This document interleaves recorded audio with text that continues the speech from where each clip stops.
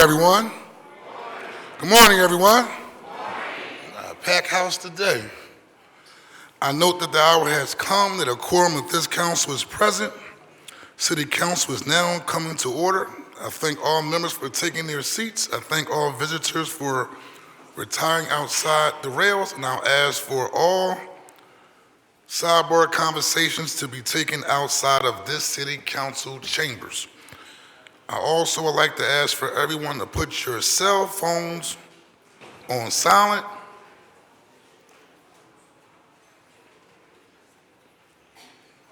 and or vibrate. To give our invocation this morning, the chair recognizes Friar Luke Kim from the St. John the Evangelist Catholic Church.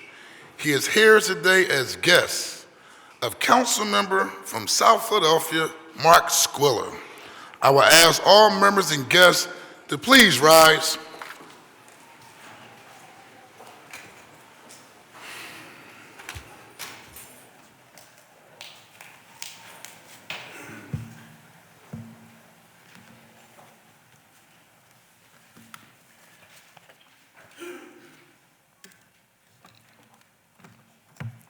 Good morning, everyone. The prayer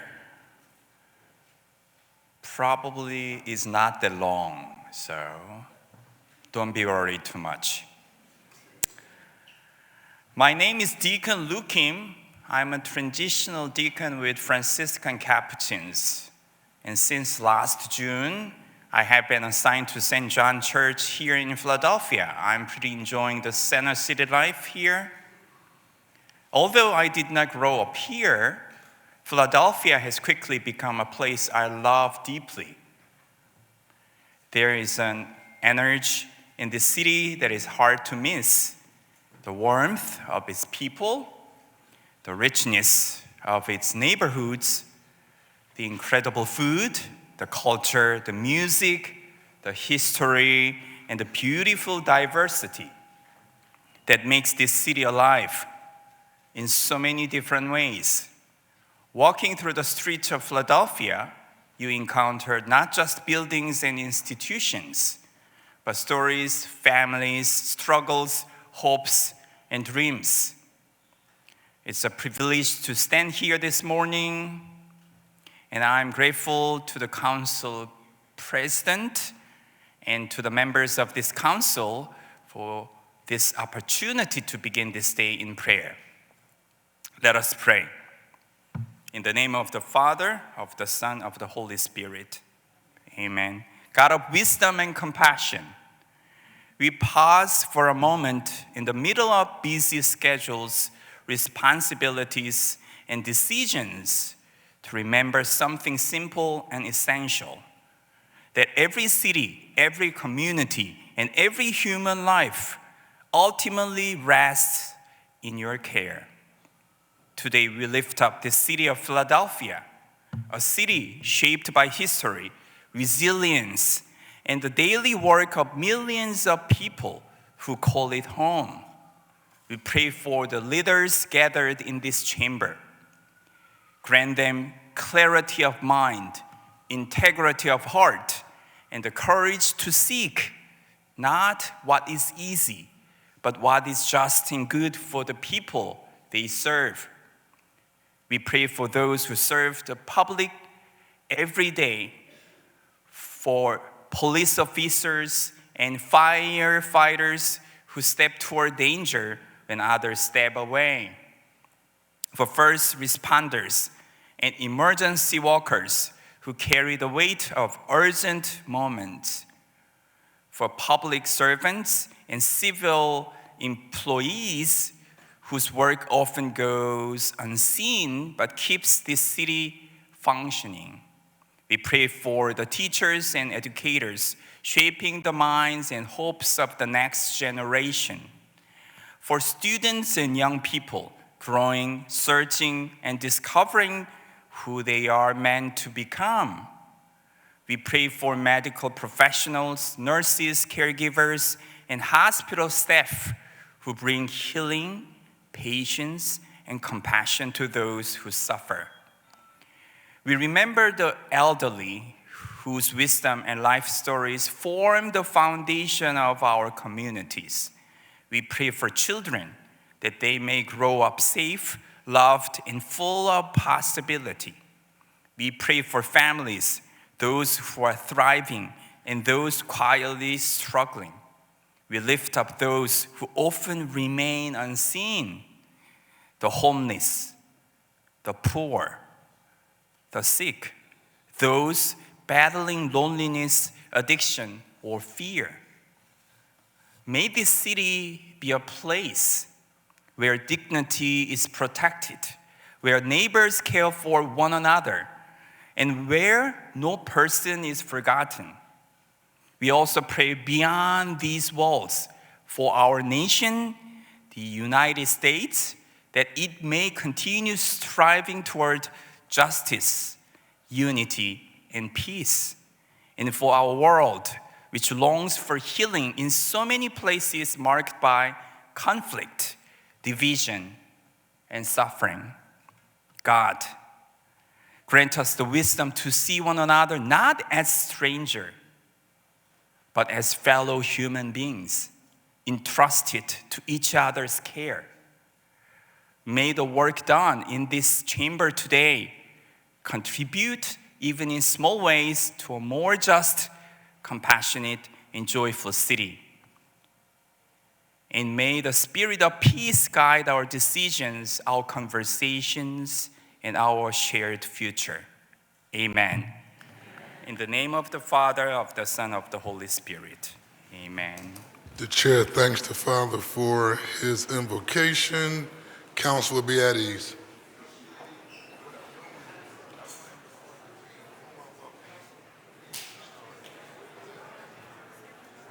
It's not in there. If it is, I don't see it.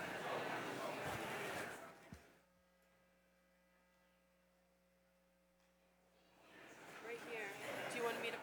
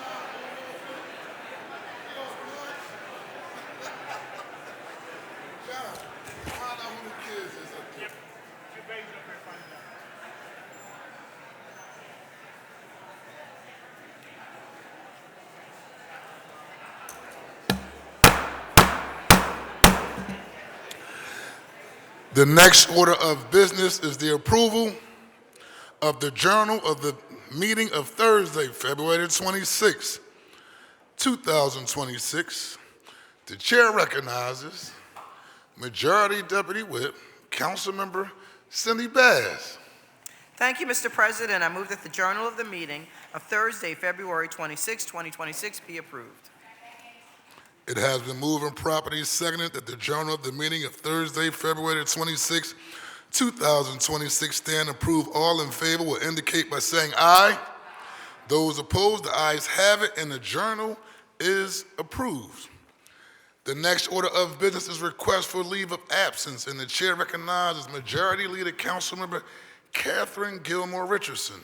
Thank you, Mr. President. On behalf of the majority, a leave of absence is requested for Councilmember Isaiah Thomas. The chair thanks the Majority Leader. Leave will be granted. The chair recognizes Minority Leader Councilmember Kendra Brooks. Thank you, Council President. On behalf of the minority, there are no requests for leaves of absence. The chair thanks the Minority Leader.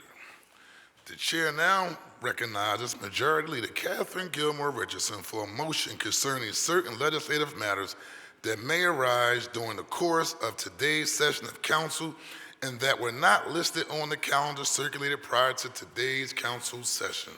Thank you, Mr. President. I move that any of the following matters, if considered today, may be added to the agenda for this session of council and as required by law, subsequently published on an amended agenda after the consideration of those matters. Resolutions authorizing hearings, amendments to bills on first reading, the reconsideration of a bill vetoed by or recalled from the mayor, amendments to bills recalled from the mayor, resolutions taking substantive action to be voted on in this session, a motion to withdraw a bill or resolution that is not on the calendar, and a motion placing a bill or resolution on or returning a bill or resolution from the suspension calendar that is not listed on today's calendar. The purpose of this motion is to provide the public with notice concerning possible actions by council that arose too late to be included on the calendar that was published prior to today's session.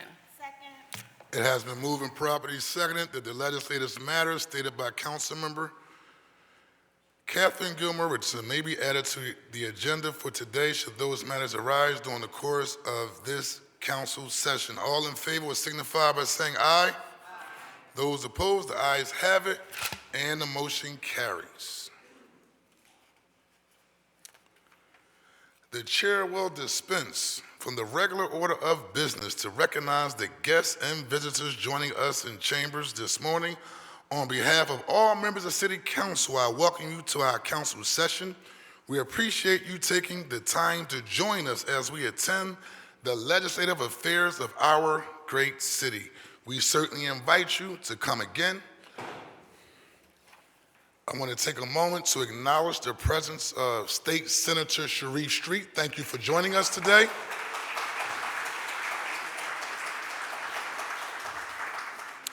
I want to also take a moment to welcome back our colleague, our friend, Honorable Sharon Vaughn, former council member at large. Welcome back.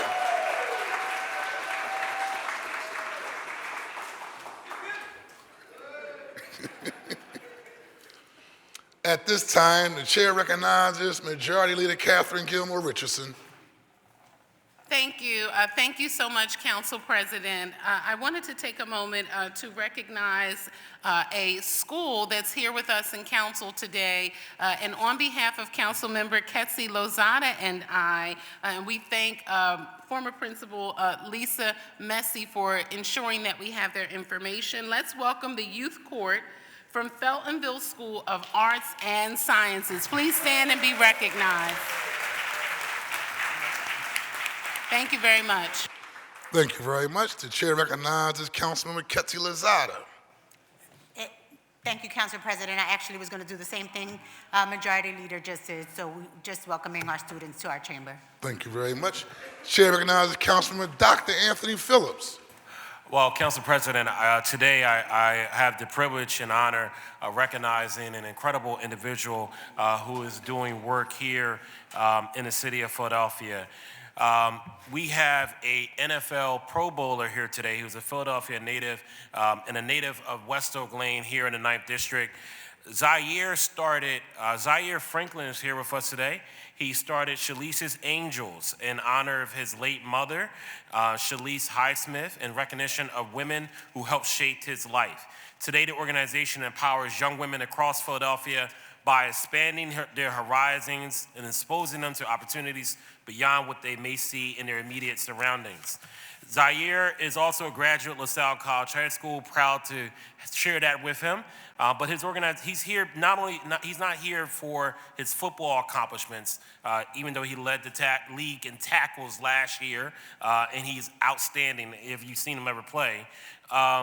But he's here because he does great service in our city. And so he's helping young women through mentorship, leadership development, and programs like entrepreneurship academies, day-in-life career experiences. And I just want to say that I have the honor of presenting the resolution to him, that introducing a resolution in honor of his foundation, in honor of his mother, and we share losing our mother at a young age. I just want to say, Philadelphia, please welcome to Philadelphia City Council, Pro Bowler and also a servant to Philadelphia, Zaire Franklin and his entire family is here today.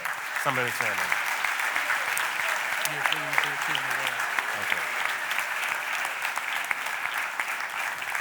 Okay. Thank you, Council President. Yes, thank you. Welcome to City Council. Chair recognizes Councilmember Cindy Bass. Thank you, Mr. President. Well, and good morning, everyone. And today, I, along with my colleague, Councilmember Jeffrey Young, and with State Senator Sharif Street, we want to welcome students from the Philadelphia Technician Training Institute, PTTI, who are here visiting today. Programs like theirs are incredibly important because they prepare people with real hands-on skills in trades like welding, construction, manufacturing, and automotive repair, careers that keep our city running and growing. As future professionals in these industries, the work they're training to do will help build and maintain our communities, and I'm so glad they took time out to come and visit and learn a little bit about how local government works. And again, a special shout out I want to thank State Senator Sharif Street for organizing the tour and taking time out of his very busy meeting and schedule to make sure that we had the conversation directly with the students and director of PTTI. Please welcome them to Chambers and wish them all the success as they continue building their skills and careers. Thank you, Mr. President. Thank you very much. The chair also welcomes to our chambers today Philadelphia First Woman Sheriff, Rochelle Blau.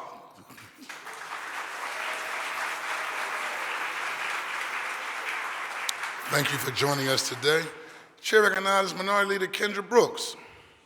Thank you, Council President. I want to welcome to Chambers in honor of Black History Month and as the chair of disabilities, 4 amazing women that are kind of paving the way for folks with disabilities, primarily their children. It's Cecilia Thomas, Dolores Brown Waters, Yvonne Hughes, and Isalee Laverne Baskerville. I had the honor of working with many of these women prior to being elected around education, justice, and working with children with disabilities. So I would like to welcome to the chamber today and honor them in reference to Black History Month. Welcome to City Council. Could you please stand?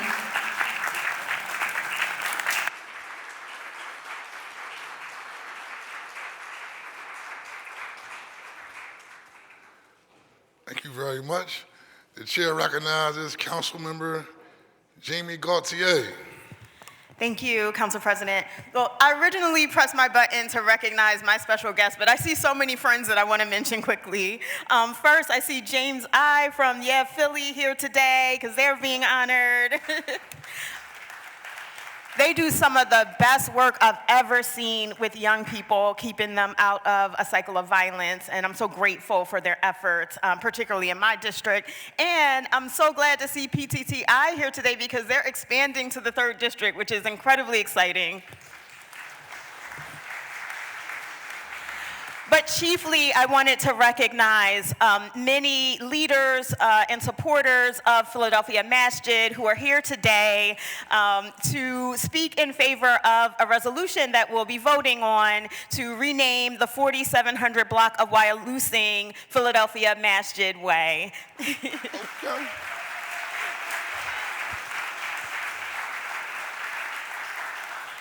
I can't say enough about what great partners Philadelphia Masjid is to me and my community work. They are welcoming to people inside of the masjid walls, and they also provide a huge amount of support to community members outside of the masjid walls. And it is my pleasure to honor them, and I look forward to hearing their comments today. Thank you so much. Takbir. Chair recognizes Councilman Jim Harity. Thank you, Council President. I figure I'd get on it. I seen her hiding up there. Former State Rep Movita Harrell Johnson is in the house also. I know she's here with PTTI, which I'm a big supporter of also, and so she was kind of trying to keep it cool, but I spotted you. Thank you, Council President. Thank you, Member Jim Harity. Thank you, everyone who are joining us today. I want to take a moment of personal privilege as we kick off Women's History Month to ask the women of City Council to join me as we honor the Deborah Grand Chapter Order of Eastern Star during Women's History Month for 126 years of women-led fraternal service to the city of Philadelphia. Would Kelly J. Shepard, Grandworthy Matron of Deborah Grand Chapter, Prince Hall adopted Commonwealth of Pennsylvania, and all those accompanying her to the podium. And I would like to ask for all of the women of City Council to join them as well.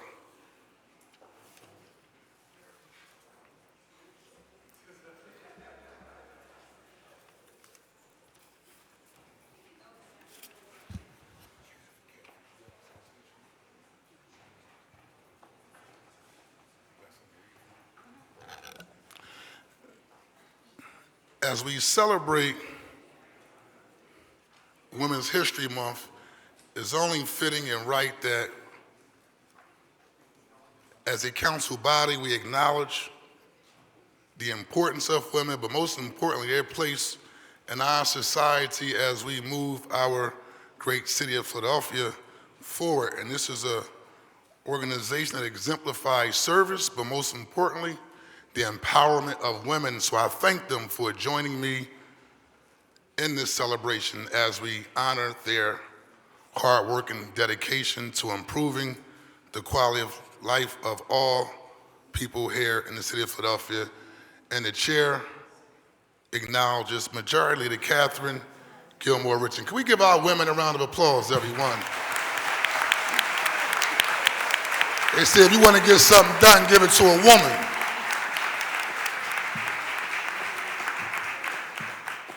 Thank you. Thank you very much, Council President, for recognizing the women of Philadelphia City Council as we recognize and honor the Order of Eastern Star. So many wonderful community servants who are here with us today. We thank you for your service to the Philadelphia community.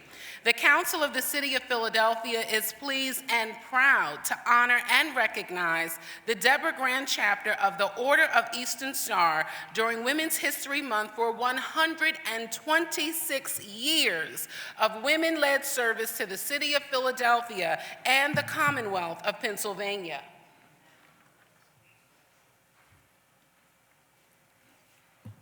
Whereas in the 1900s, the Order of Eastern Star was officially founded in Pennsylvania, a fraternal organization consisting of Prince Hall Mason relatives devoted to fraternal love and community service. The Deborah Grand Chapter is the umbrella organization of Eastern Star chapters across the Commonwealth, comprising of over 50 local chapters across the state. And Whereas local Eastern Star chapters from Philadelphia, Pittsburgh, and Harrisburg united in 1916 to form the Pennsylvania Grand Chapter Order of Eastern Star, known colloquially as the Deborah Grand Chapter, and whereas the Order of Eastern Star's mission is to uplift families, mentor young women, support educational initiatives, and strengthen neighborhoods. And whereas the Order of Eastern Stars uplifts young individuals in Philadelphia by providing scholarships and mentorships to college-bound students. And whereas the Deborah Grand Lodge focuses its initiatives on improving outcomes and quality life for individuals affected by disease, with members actively fundraising for breast cancer research, autism awareness, and diabetes education. And whereas, as Philadelphia celebrates Women's History Month, the Deborah Grand Chapter stands as a powerful example of the vital role women-led organizations play in strengthening the city's civic and social fabric. And whereas for 126 years, the Deborah Grand Chapter of the Order of the Eastern Star has embodied the spirit of sisterly affection, working to strengthen and uplift the Philadelphia community, and the city is proud to recognize and honor this legacy.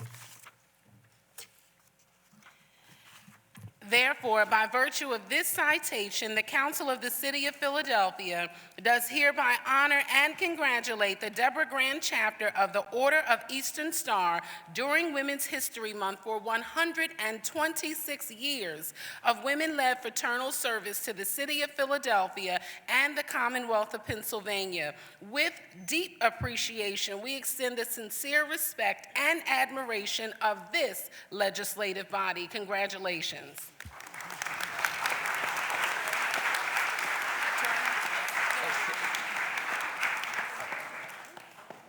Please proceed. Good morning. Good morning. I just want to thank City Council President Kenyatta Johnson, and certainly to the City Council of Philadelphia for this wonderful recognition. We came bearing a few gifts ourselves, and if you wouldn't mind, in honor of Women's History Month, I have a whole thing that I wrote, but I'm just going to talk. We have some presentations for some very special people, members of City Council who come every day and work for their constituents.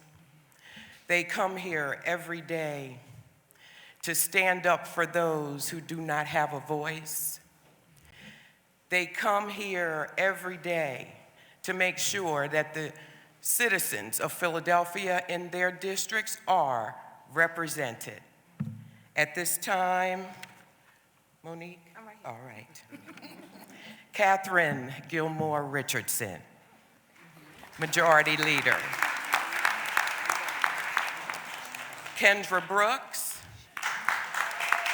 Minority Leader. Jamie Gaultier, District 3. Ketsi Lozada, District 7. Cindy Bass, District 8. Nina Ahmad. And Rue Landau.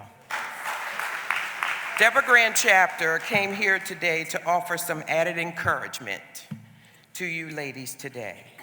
As we reflect on milestones achieved, we also recognize the work that remains. The spirit of trailblazers like Sojourner Truth or Katherine Johnson lives on in those who continue pushing for equality, innovation, and opportunity. Women's History Month is both a celebration and a call to action, to mentor, to advocate, and to lead. May you all have an amazing day. Thank you so much. Council will be at ease. Happy Women's History Month.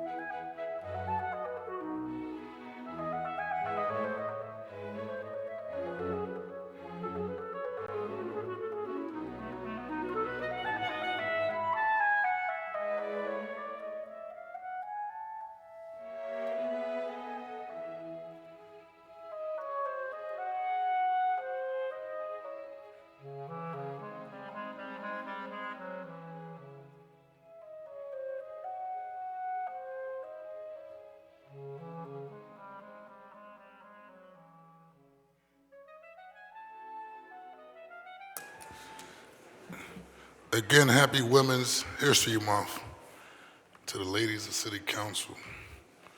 At this time, the chair recognizes Councilmember Ketty Lozada, who will present a resolution recognizing, celebrating the 2026 Women's History Month in the City of Philadelphia and championing the power of women who build connections and drive prosperity for all.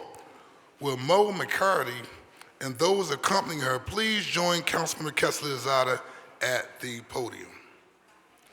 Joining Councilmember Kessler-Zada are the following members. Everyone. For the record, Councilmember Dr. Anthony Phillips, Councilmember Rue Landau, Minority Leader Kendra Brooks, Councilmember and Minority Deputy Whip Nicholas O'Rourke, Councilmember Mike Driscoll, Councilmember Mark Squilla, Councilmember Cindy Bass, Majority Leader Catherine Gilmore Richardson, Councilmember Dr. Nina Ahmed, Councilmember Curtis Jones Jr., Councilmember Jim Harity, Councilmember Rue Landau, and Councilmember Jamie Gaultier. Everybody. I like that. I like it that way. Unanimous. The chair recognizes Councilman Kessler-Zada. The floor is yours. Thank you, Council President. I can't help but notice all of the women in this chamber, and so because we're celebrating Women's History Month, can we give all the women in chamber a round of applause?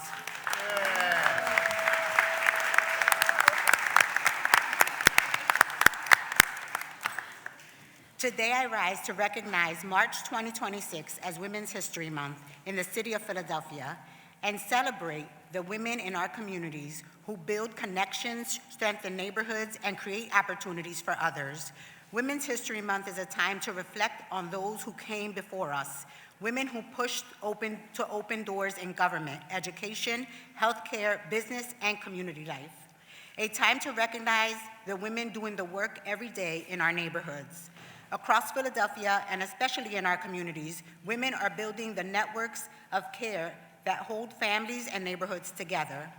The women we honor in this resolution remind us of what leadership looks like and where it happens. Their work, this essential work, strengthens our neighborhoods, supports our families, and moves our city forward. Women's History Month is about honoring that impact and making sure the next generation of girls and young women can see what leadership looks like in their own communities and know it belongs to them too. To the women we recognize today, and to the many others across Philadelphia doing the work every day, thank you. Thank you so much. Philadelphia is stronger because of you. And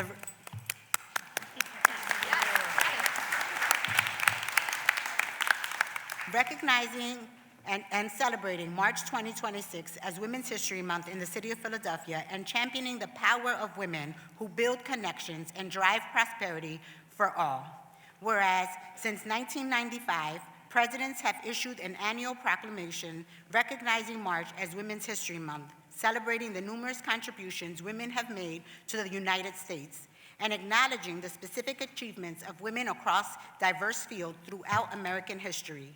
And whereas women of every socio-economic background have made significant historic contributions to the growth, development, and resilience of the city of Philadelphia, shaping its culture, economy, and society. And whereas the city of Philadelphia commends the contributions of women in Philadelphia who historically have been underrepresented as part of an ongoing effort to celebrate women of all backgrounds in celebration of Women's History Month.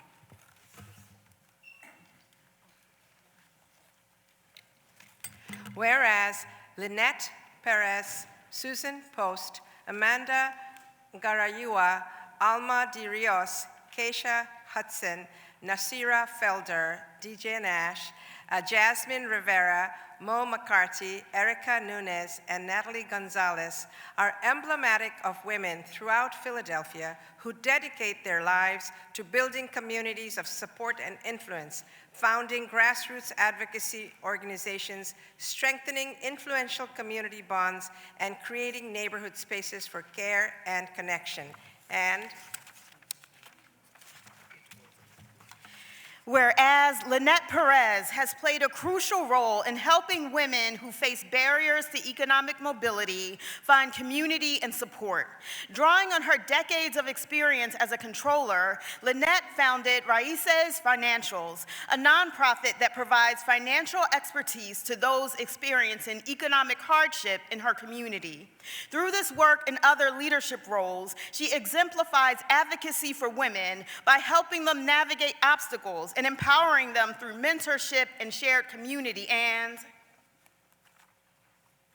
whereas Susan Post, a long-term resident of Hunting Park, has devoted over 20 years as Chief Executive Officer of Esperanza Health Center to improving healthcare access and quality of life outcomes, providing culturally responsive care that dignifies patients, and under her leadership, Esperanza serves more than 15,000 patients annually across 3 sites through comprehensive medical, dental, behavioral health, and community health services.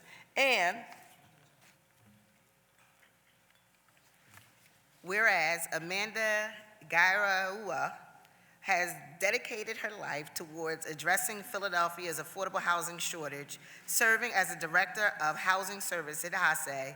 She has led efforts to empower more than 7,500 households to access credit improvement, home ownership education, foreclosure prevention, counseling, and innovative leadership that have led to long-term housing stability throughout our city. And whereas during times of loss and grief, Alma B. Rios helps individuals navigate these difficult emotions that often lead to isolation. Through a leadership of a grief ministry, she creates supportive shared experiences that bring the community together. At the same time, as the operator of Amaro Des Funeral Home, she demonstrates a deep commitment to ensuring that all members of the community are honored with dignity and care, regardless of social standing. And whereas, when members of our community are unjustly treated by the criminal justice system, Chief Defender Kaisha Hudson steps in to advocate on behalf of these often overlooked individuals. And for over 23 years in public defense, she has fought on behalf of migrants, those wrongfully incarcerated, while building systems of support that bring marginalized communities together in the face of injustice. And whereas, West Philadelphia native Nashira Felder, formerly known as DJ Nash, exemplifies love and connection by creating intentional spaces of cultural exchange through music that blends multiple diasporas, and she brings these same principles to local communities through her family of Beats and Babes and Suite 45, a community-centered space in the 7th Councilmanic District, elevating the voices of women DJs, expanding opportunities in the music industry, and building spaces that bridge divides, strengthens local communities, and brings people together. And whereas ICE unlawfully detains individuals and separates them from our communities, Jasmine Rivera steps in to advance legislation that protects migrants while helping those unjustly detained return home to their families, demonstrating a strong aptitude for fostering collective and social action. Serving as executive director for Pennsylvania Immigration Coalition, she strengthens community connection, inspiring meaningful change. And whereas Mo McCarthy devotes her time to ensuring that women of low socioeconomic status have access to mental health resources that have traditionally been unavailable to them. As the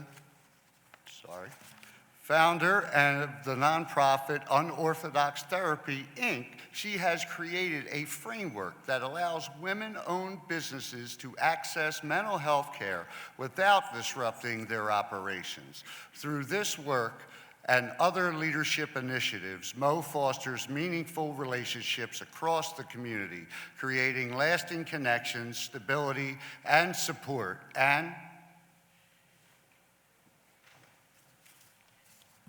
whereas employing her creative talents Erica Nunez blends art and advocacy to transcend communities and build coalitions that come together to fight for those facing injustice.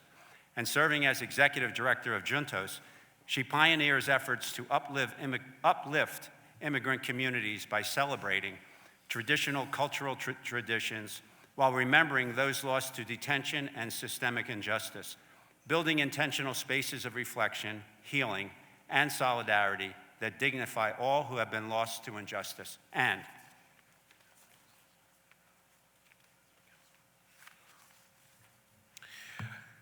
whereas growing up in Juanita Park, Natalie Gonzalez was inspired through her Juliana.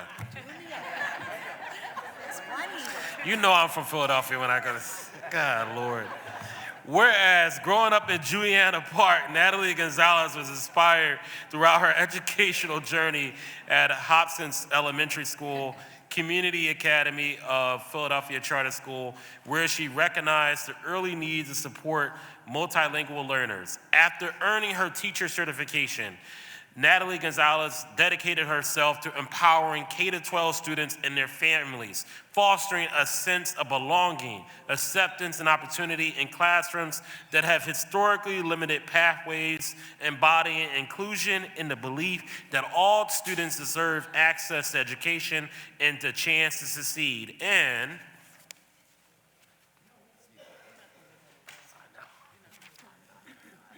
whereas, in light of their collective and lasting impact, it is important to recognize women such as those mentioned above, whose contributions have often been underrepresented in the ongoing celebration of Women's History Month, providing opportunities to elevate their voices, ensure their achievements are acknowledged, and inspire future generations of women leaders. Now, therefore, be it resolved by the City Council of Philadelphia that it hereby recognizes and celebrates March 2026 as Women's History Month and honors the power of women in the city of Philadelphia, to whom meaningful connections strengthen communities and drive economic growth and prosperity for all. Congratulations. Chair recognizes Mo McCarthy for remarks. Wow and wow and wow. That was a handful, right? My goodness, what an honor it is to be here. And of course, just like anyone else, we have a list of things, and I wrote a paper, all the things, but you know, I'm a natural speaker. And I just want to start off by saying I moved here 7.5 years ago. And so I'm not your average Philly boots on, like girl that was born here or raised here, and so I want to emphasize that I got my first winter storm this past winter storm, and what I've learned is that you don't touch nobody's cones, you don't touch nobody's trash cans, you don't touch anybody's nothing, but what I've learned through that is the emphasis of Philly and the culture, and I've learned to love the community so much. And for those that have been around me, have seen me, I have toured all 10 councilmatic districts, and I'm boots on the ground with these women. I got to see what most transplants don't get to see, and that is really live in and day out of Philadelphians, especially as someone who is navigating what mental health looks like and providing services for women through local women business owners, okay? So I have a nonprofit here called Unorthodox Therapy, and I feel, when I transitioned here, there was a gap. And there's a stigma where therapy looks like you have to be in front of someone, when therapy looks like being in community. We were not designed to be alone. And in this room alone here, look at the women here, look at this. We're about to celebrate 250 years. 250 years, this city is the first of many things. And the first, we have women like Gensi.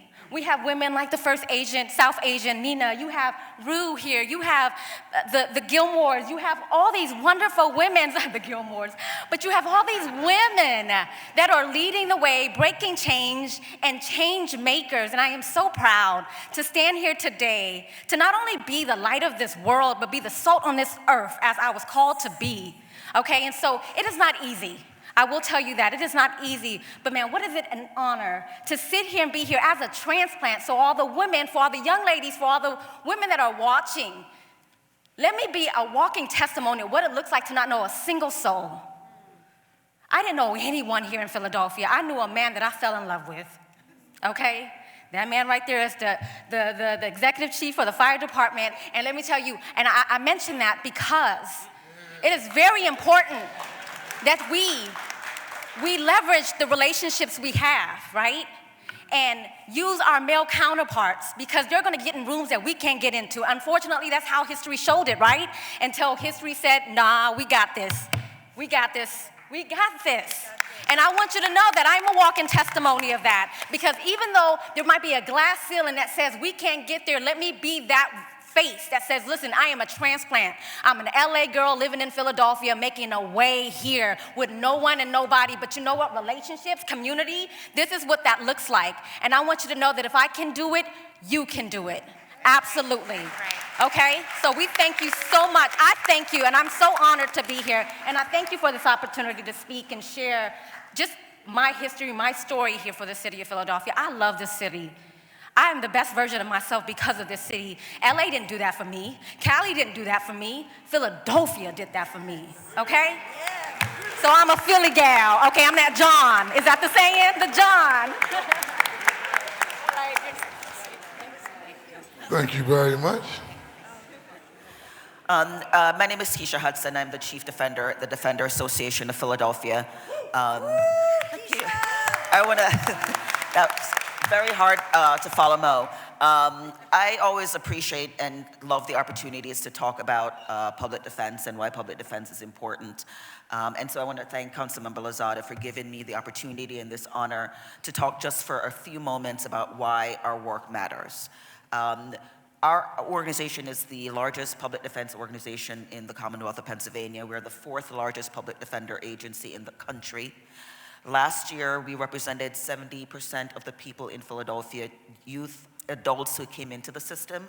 To break the numbers down, that looked like 30,000 adults and 4,000 children, not just children in our justice system, but we also represent children in our dependency system as well. And we did that with 230 lawyers and 250,000 court appearances. Our work is intense, it is hard, and we work with people who are, by the definition of getting a public defender, are impoverished. Every system, for many of our clients, multiple systems have impacted their journey into the criminal legal space, whether that be education, whether that be poverty, trauma. 70% of our clients were victims of some type of criminal offense before they became our clients. So the work we do is hard, and I thank Councilmember Lozada for acknowledging not just me, but the larger and more important acknowledgement of the Defender Association of Philadelphia and the 530 people that work with me to do incredible hard work. I always say that public defenders are the best storytellers because you only get one frame of our clients when they come into the system. You may read that one headline, see that news report, and it is not going to portray our clients at all in a good light. But public defenders, we have to look at it as a painting, right? You get one tiny frame of the painting. Everybody's lives is much more complex and has been informed by so much more than what happened on the day of or the night of. And it is our jobs as public defenders to tell that story. I'm proud also to announce that in January, we launched our first immigration defense practice. We did that with the support of Councilmember Lozada, City Council President, and the Parker administration. We are doing incredible work on the ground, and we're now telling the stories of our non-citizen community members in Philadelphia who are being brought into the system by ICE. Families are torn apart, and we're sitting with them now telling their stories, trying to get them out of detention, try to get them to stay here in a city that they built, that they worked in communities that they've built. And so I'm proud to thank City Council for the work that they have done to support us in being able to do the work of now being in a new space for us, which is representing non-citizens. Thank you. Thank you. Council, be at ease.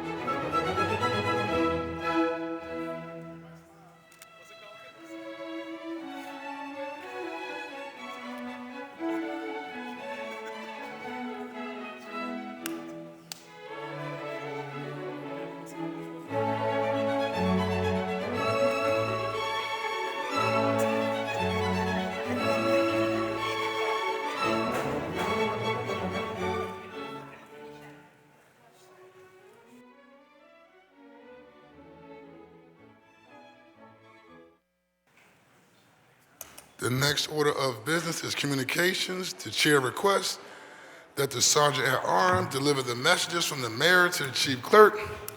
Would the chief clerk please read the messages from the mayor and any other communications in her possession? To the President and members of the Council of the City of Philadelphia, I'm submitting herewith for the consideration of your honorable body the following proposed ordinance. An ordinance amending Title 14 of the Philadelphia Code entitled Zoning and Planning by amending certain provisions of the CMX-1 Commercial Mixed Use Zoning District regarding uses, dimensional requirements, and parking, all under certain terms and conditions. And an ordinance amending Title 14 of the Philadelphia Code entitled Zoning and Planning by revising certain provisions of Section 14-513 entitled Transit-Oriented Development Overlay District to rename it Transit-Oriented Communities Overlay District to expand its applicability radius and amending various sections to make changes to applicable use, dimensional, and parking standards, all under certain terms and conditions. And an ordinance amending Section 14-513 of the Philadelphia Code entitled Transit-Oriented Development Overlay District by exempting certain districts from ground floor use requirements, all under certain terms and conditions. And an ordinance amending Section 14-600 of the Philadelphia Code entitled Use Regulations to allow transit station use in commercial zoning districts, all under certain terms and conditions. And an ordinance authorizing the installation, ownership, and maintenance of right-of-way encroachments in various parts of the city under certain terms and conditions. And I am pleased to advise you that on March 4th, 2026, I signed the following bills which were passed by council at its session on February 19th, 2026. Bill number 250989-A and 251098. And that bill number 251097 is being returned unsigned. And that pursuant to sections 4-604 and 2-307 of the Philadelphia Home Rule Charter, I am today transmitting to the council the recommendation of the City Planning Commission on the following bills. Bill number 260022, approval with amendments. 260025, 260055, and 260074, all approved. Council President, there are no further communications in my possession. Thank you. The messages will be printed in the journal.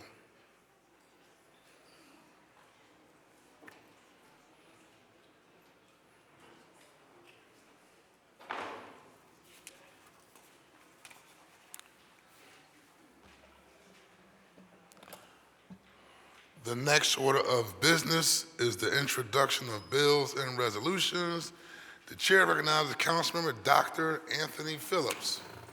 Thank you, Council President. I have two privileged resolutions, one of them honoring Shalise Highsmith, the mother of Zaire Franklin, for all the work that she did for him and now he's doing for our community.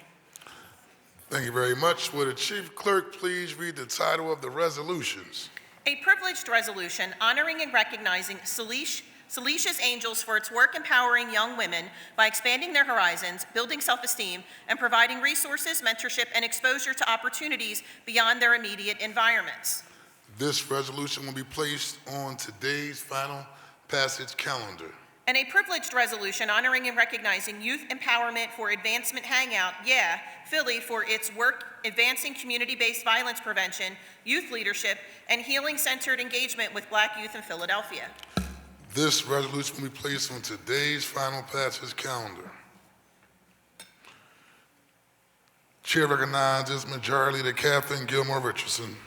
Thank you, Council President. Today I offer three bills, one on your behalf, two privileged resolutions, one on your behalf, and one non-privileged resolution on your behalf.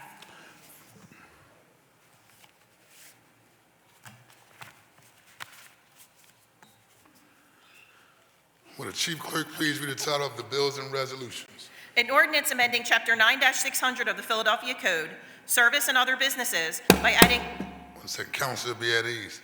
Mr. Sergeant at Arms, could you make sure on that side of the room that people please keep it down and take any sidebar conversations out the council chambers, even if you have any questions you want to ask anyone.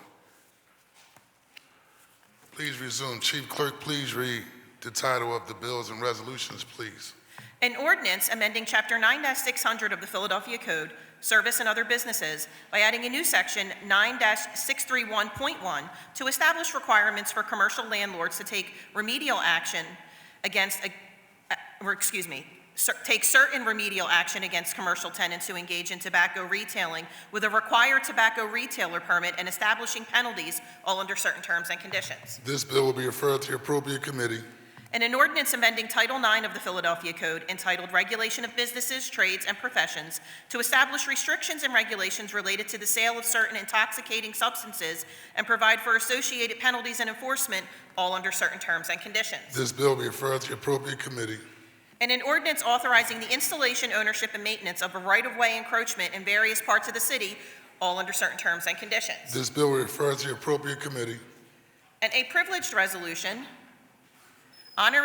congratulating and honoring the Deborah Grand Chapter of the Order of Eastern Star during Women's History Month for 126 years of women-led service to the city of Philadelphia and the Commonwealth of Pennsylvania. This resolution will be placed on the day's final passage calendar. And a non-privileged resolution urging the United States Congress to pass Protecting American History Act, which would prevent any further attempt by the federal government to whitewash Philadelphia's complex history and require the restoration of the President's House Memorial. This resolution will be placed on the final passage calendar for consideration at our next session of council. The chair recognizes the councilwoman. And a privileged resolution recognizing March 1st through the 7th, 2026 during Women's History Month as Women in Construction Week in the city of Philadelphia. This resolution will be placed on the day's final passage calendar. Chair recognizes Councilman Jamie Gauthier. Good morning, Council President. Today I have one non-privileged resolution for introduction. Thank you very much. Will the Chief Clerk please read the title of the resolution?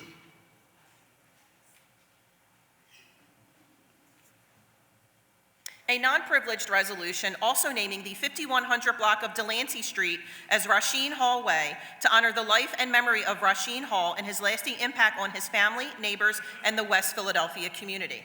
This resolution will be placed on the final passage calendar for consideration at the next session of council. The chair recognizes Councilmember Jones.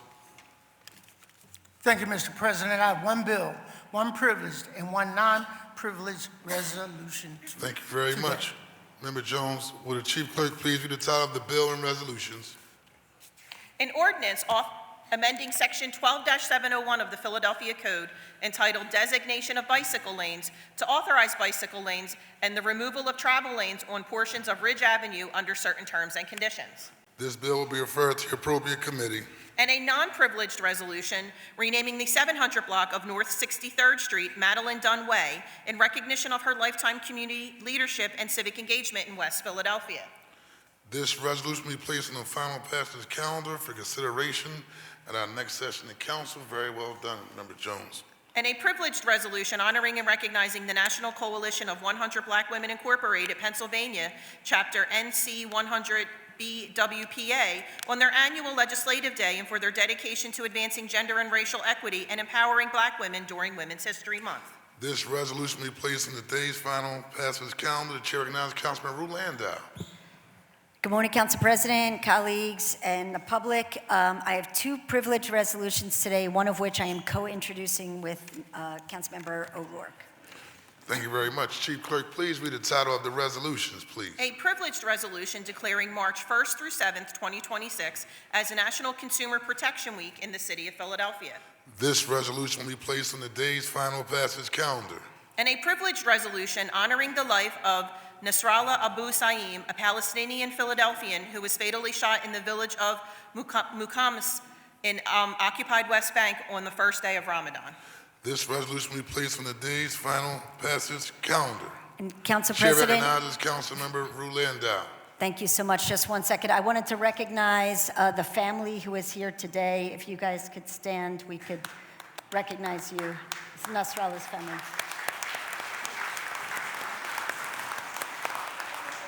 Thank you.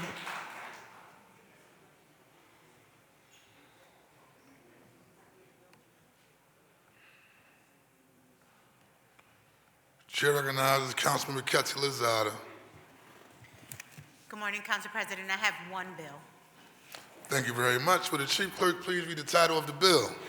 An ordinance amending Section 14-545 of the Philadelphia Code entitled 7th District Overlay District by adding provisions from the American Street Overlay District and the Neighborhood Commercial Area Overlay District, North Delaware Avenue, by removing the American Street Overlay District from the zoning code and making related changes all under certain terms and conditions. This bill will be referred to the appropriate committee. Chair recognizes Councilmember Jeffrey J. Young.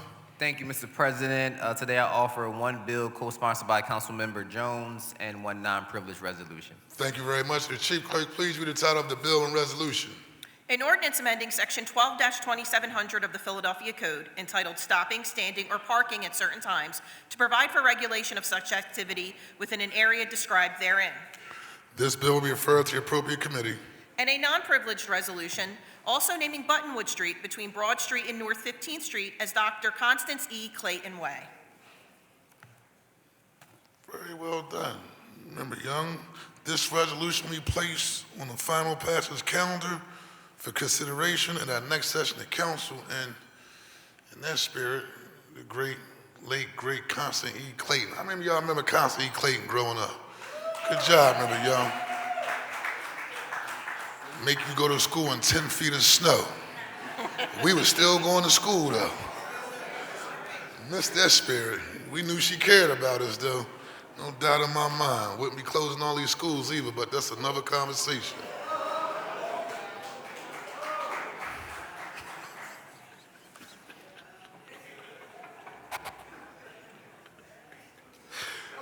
It is what it is. The chair recognizes Minority Leader Kendra Brooks. Thank you, Council President. I have one privileged resolution to introduce today. Thank you very much. Would Chief Clerk please read the title of the privileged resolution? A privileged resolution celebrating Cecilia Thompson, Dolores Brown Waters, Yvonne Hughes, Isolate Laverne Basketball, and Black women fighting for disability justice and accessibility for all across Philadelphia on the occasion of Women's History Month. This resolution will be placed on the day's final passage calendar. I saw Cecilia around here somewhere. She's still here in the building? Cecilia, could you please stand? Congratulations. One of the hardest working, legitimate school board members I've ever seen working on behalf of our children. Thank you for being here. Great job, Member Brooks. The chair recognizes Councilmember Jim Harity. Thank you, Council President. I have no bills or resolutions today. Thank you, sir. Chair recognizes Councilmember Nicholas O'Rourke. Thank you, Mr. President. No bills today. Thank you very much. Chair recognizes Councilmember Mike Driscoll. Morning, Mr. President. I have one privilege resolution on your behalf. Thank you very much. Would the chief clerk please read the title of the privileged resolution? A privileged resolution proclaiming the month of March 2026 as Irish Heritage Month in the city of Philadelphia and honoring Daniel J. Hilferty for his commitment to advancing the Irish American community and service as the Grand Marshal leading the 254th St. Patrick's Day Parade on March 15, 2026. This resolution will be placed on today's final passage calendar. Member Driscoll, please make sure you have my Irish potatoes next week. Thank you, sir. Looking forward Next to it. Thursday. Next Thursday. Thank you, sir. Chair recognizes Councilmember Brian O'Neill. Thank you, Mr. President. I have no bills or resolutions. Thank you very much, sir. Chair recognizes Councilmember Mark Squilla. Thank you, Mr. President. I offer one bill. Thank you very much. Would the chief clerk please read the title of the bill? An ordinance amending Section 9-605 of the Philadelphia Code entitled Towing to revise certain requirements regarding the issuance of a ticket on private lots, private property, and driveways.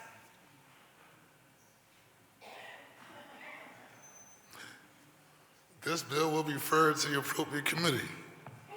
Chair recognizes Councilmember Cindy Baz. Thank you, Mr. President. I offer one bill and one privilege resolution. Thank you very much. Would the chief clerk please read the title of the bill and resolution? An ordinance amending Section 9-605 of the Philadelphia Code entitled Towing by regulating the use of vehicle immobilization devices commonly known as barnacles and other non-wheel-based immobilization devices by private parking lot operators, all under certain terms and conditions. This bill will be referred to the appropriate committee. And a privileged resolution honoring and recognizing the life and legacy of Henrietta Lacks during Women's History Month and further commending the Lacks family for their advocacy in reaching historic settlements with pharmaceutical companies and helping to advance national conversations about medical ethics, racial equity, and patients' rights. This resolution will be placed on today's final passage calendar. Chair recognizes Councilman Dr. Nina Ahmed. Thank you, Council President. I have no bills or resolutions today. Thank you very much. The next order of business is reports from committee. The chair recognizes Majority Leader Councilmember Catherine Gilmore Richardson from a report on the Committee on Finance. Thank you, Mr. President. The Committee on Finance reports out 5 bills with a favorable recommendation. Thank you very much. Will the chief clerk please read the report? The Committee on Finance, to which were referred the following bills. Bill number 250769, an ordinance amending Title 20 of the Philadelphia Code entitled Officers and Employees by changing the compensation of members of the Zoning Board of Adjustment, all under certain terms and conditions.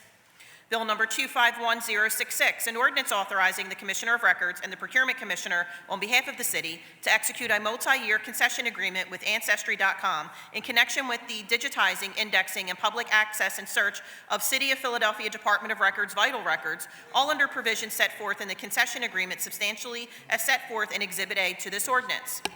Bill number 260021, an ordinance amending Chapter 19-1700 of the Philadelphia Code entitled Finances, Taxes, and Collections to amend excluded transactions to the realty transfer tax, all under certain terms and conditions.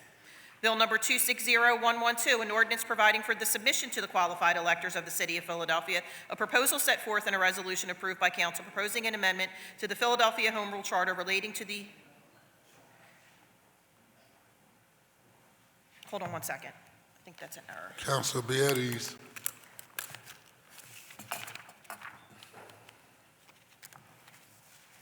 Yes, that was an error, excuse me. Bill number 260112, an ordinance authorizing generally the continued issuance and sale by the City of Philadelphia of gas works revenue notes of the city, prescribing the forms of notes and providing for their execution and payment, pledging certain revenues of the gas works as security, adopting a rate of covenant and directing the imposition and collection of rates and charges sufficient to comply therewith, prescribing the conditions precedent to the issuance of specific series of notes, including a resolution passed by the bond committee, providing for establishment of credit report for notes, providing for designation of a fiscal agent and sinking fund depositary, providing for the establishment of a sinking fund and its management, providing remedies upon default, and providing amendments and modifications. And Bill number 260113, an ordinance authorizing generally the continued issuance and sale by the City of Philadelphia of gas works revenue notes of the city, prescribing the forms of notes and providing for their execution and payment, pledging certain revenues of the gas works as security, adopting a rate covenant and directing the imposition and collection of rates and charges sufficient to comply therewith, prescribing the conditions precedent to the issuance of specific series of notes, including a resolution passed by the bond committee, providing for establishment of credit support for notes, providing for designation of a fiscal agent and sinking fund depository, providing for establishment of a sinking fund and its management, providing remedies upon default, and providing for amendments and modifications.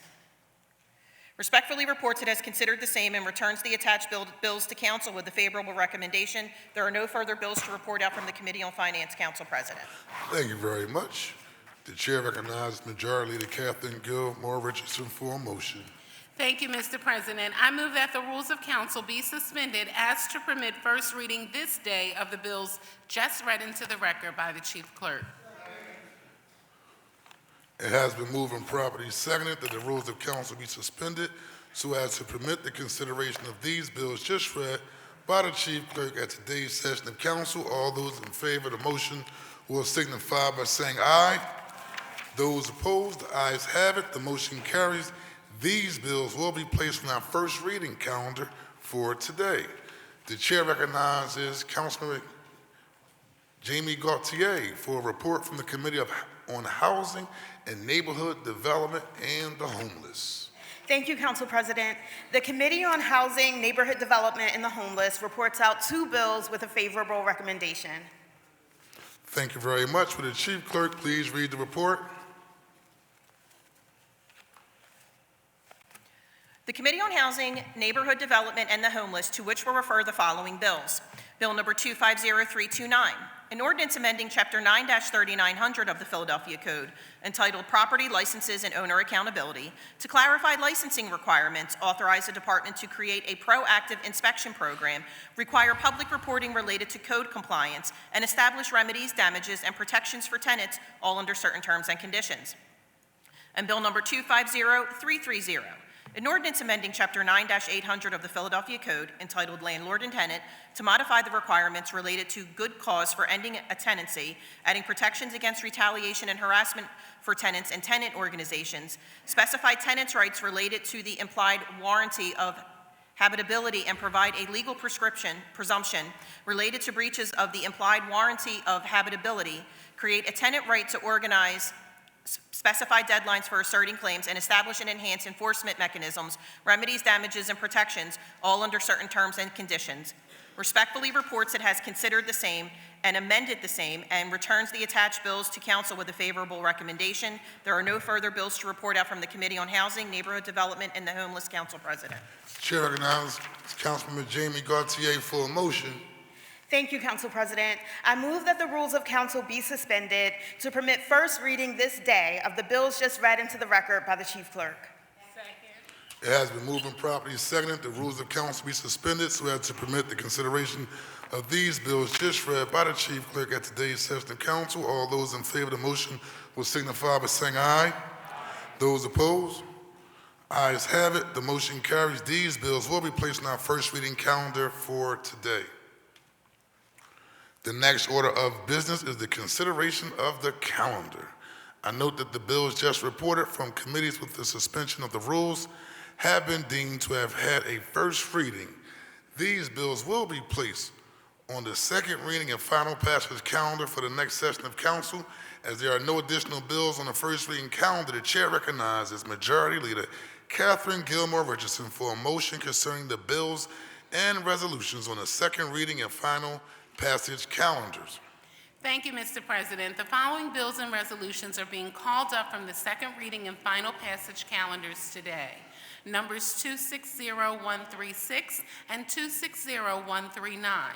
The following bills and resolutions on the calendar are being held: 250768, 250807, and 251025. The following bills are being amended: 250843, 250917, and 250980. Thank you, Majority Leader. Before considering the bills and resolutions We will consider public comment as follows. Your public comment must concern matters on the second reading and final passage of calendars for possible action at today's council session. All speakers must sign up in order to testify. If you have not already signed up for today's session, please do so now by giving your name to Ms. Hassan at the table outside the rails to my left. Once you have signed up, you will be called in the order in which your name appears on the sign-up sheet.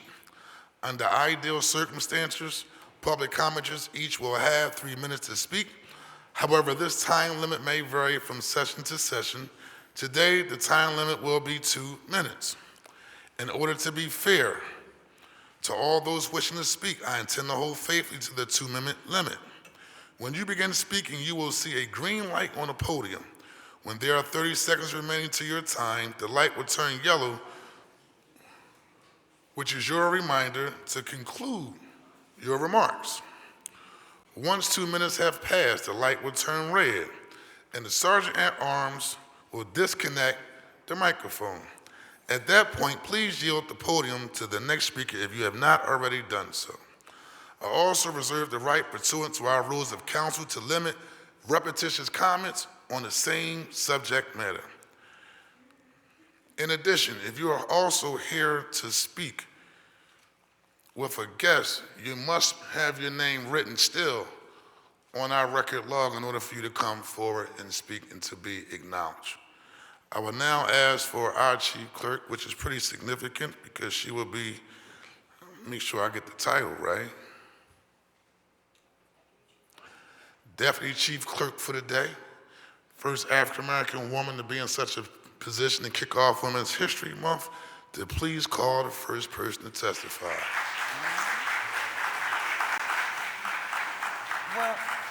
Will Sheriff Rochelle Bilal, Zaire Franklin, Jeremy Blastine, Carla Hill, Charles Barr, and Safo Muhammad please make your way to the podium.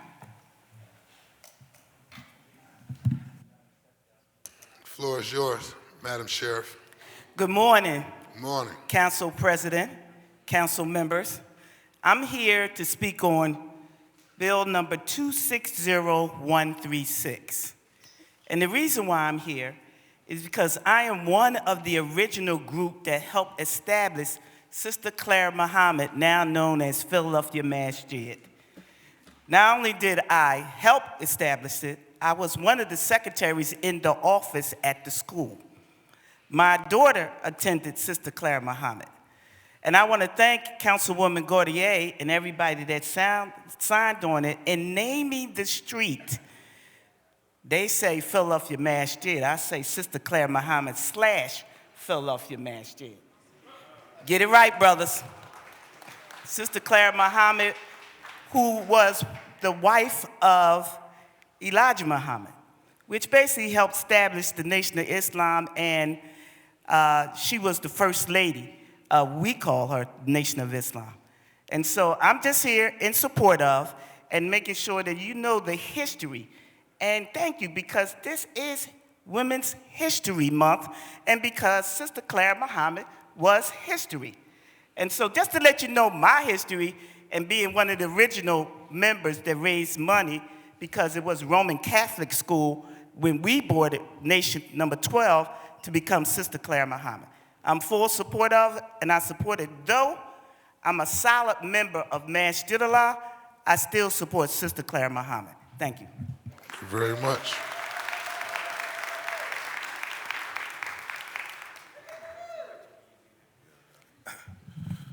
Good morning. Morning.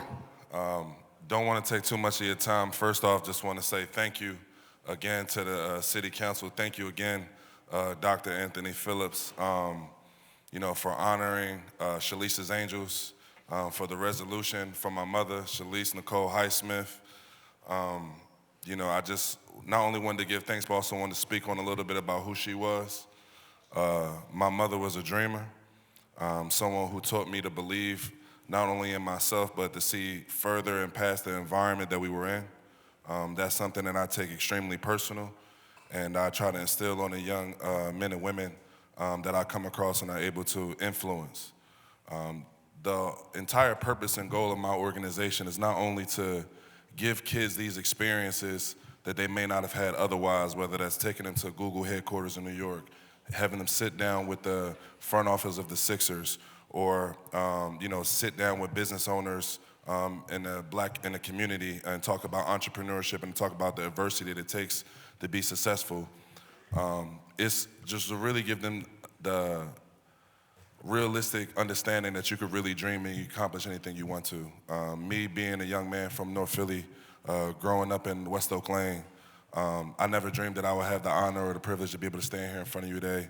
Never thought I would have the honor of playing in the NFL, playing in Germany, and accomplishing and doing all the different things that I've been able to do. So I'm just here to let you guys know that you have somebody that's from our city, from our neighborhood, that's fighting to serve our youth in the right way and lead them the way they need to. So thank you guys again. Excuse me, sir. Zaire, can you cite your stats last season for the record, sir? My stats last season. Well, I was coming. It was my worst season, but so I had 120 tackles or 25 or something like that. 8 Something TFLs. like that, 125 tackles. Yeah, Let's get a brother yeah. round of applause.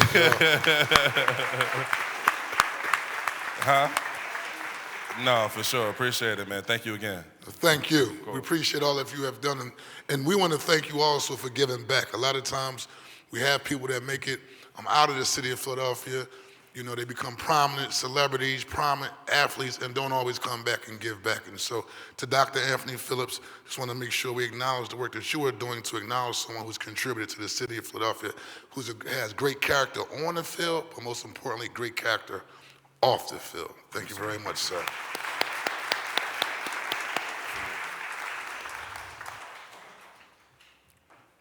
But go Birds. Hi, my name's Jeremy Bladstein. Got it. You like that, bro? Can't help yourself, can you? I mean, come on, you gotta throw it in there. My name's Jeremy Bladstein. We're here talking about Councilman Jay Young's bill of demolition. It's another one of his crazy bills that shouldn't go anywhere. Just like his bill last week that hopefully just dies before it gets assigned to a committee regarding the zoning bill. Councilman Young got out there last weekend, spewed some lies, saying it won't really affect anything. It will affect a lot of small businesses, and I challenge each of the district members to really take a look at it and just kill it, because it's a 3-month thing for zoning bills, but Councilman Young's change to this bill will affect 91% of the small businesses in the city of Philadelphia who are trying to start businesses. So the quarrelsome contrarian's back at it again. He's a little upset, I think, probably because of his Hahnemann overlay, but it's just something that needs to kind of be squashed. The last thing we're talking about, of course, we're talking about SEPTA. We got some money from the feds. That's good, right, for World Cup. I think we got $8 million. We get some state money, but we still need funding, right? Call your House of Representative, call your senator, and fund SEPTA. Ride the ride. Thank you.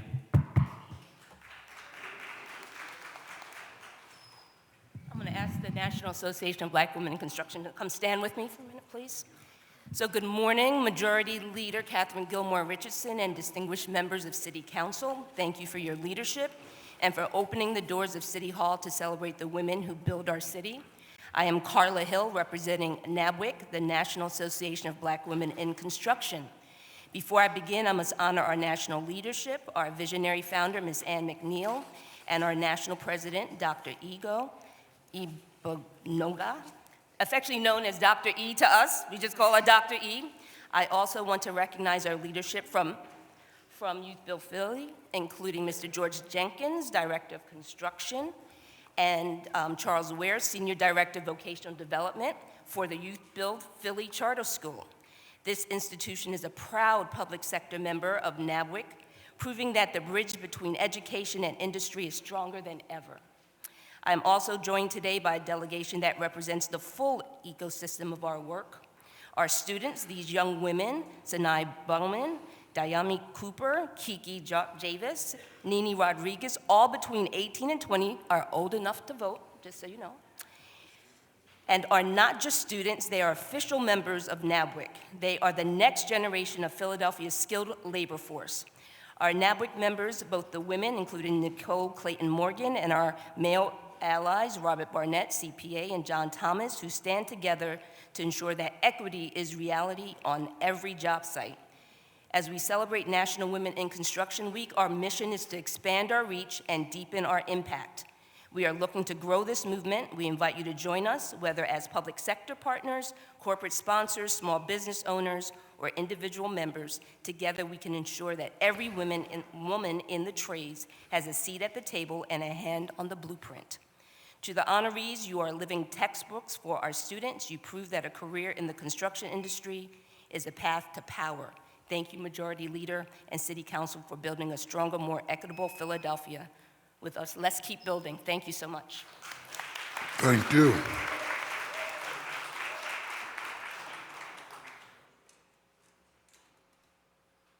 Good afternoon, everyone.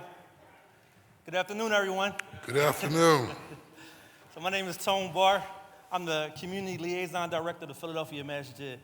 I proudly serve as the chairman of the leadership team at the Masjid, too. So first and foremost, I want to say empathetically 2 words.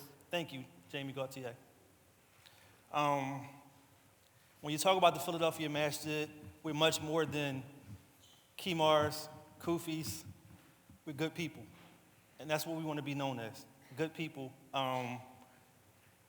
Over the last few years, we have done so much for the community. We started off with a $450,000 scholarship to kids going to college. Just the history and the legacy, the pioneers that walked through the doors at the Philadelphia Masjid, you know, it's just a rich, deep history. And the only thing that we can really say is thank you. I'm not going to tie you up because we got a lot of speakers that's going to speak on this, but empathetically, we just want to say thank you. Thank you for your service, Mr. Tone Barr. My name is Brother Saifullah from the Philadelphia Masjid. I want to first thank this distinguished body of elected officials for entertaining us in this legislation. I would like to say that this legislation is historic legislation, because when you look at the Philadelphia Masjid, you're actually looking through lens that has a bigger reality, and that reality is the reality of the Nation of Islam. A community and an organization that was impactful in America, that gave America Muhammad Ali, Malcolm X, Farrakhan, and we know that we talk about the American Muslim, we know that we're talking about a mosaic fabric that is interwoven in the very American society. Because when we talk about Muhammad Ali, he just don't belong to the Muslims. He's part of American history. He's part of world history. When we talk about Malcolm, we're talking about the same. So when we talk about honoring the Philadelphia Masjid, it's not that location on Philadelphia Masjid Street 4700 in Wyalusing. We're honoring Masjid Allah, the Human Center for Excellence. We're honoring Masjid Muhammad, where we have our Imam Sweet Sadine here, who's the lead of the Muslim League of Voters. We're honoring down South Philly, because the fact of the matter is, when we talk about the Philadelphia Masjid, all these places come out of its womb. So this is recognition not just for us, but it's recognition for all of the masjids in the city. It's recognition for history at a time when history is under attack. So this legislation is inspiration because it highlights figures that nobody else can lay claim to. And these figures that come out of the womb of the Philadelphia Masjid, that come out of the womb of the Nation of Islam, are historical figures. Thank you for your time. Thank you.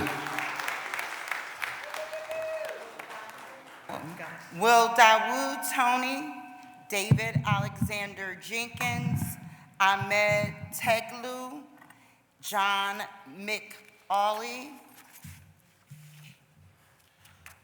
and Nicole Pyninsky, please make your way to the podium.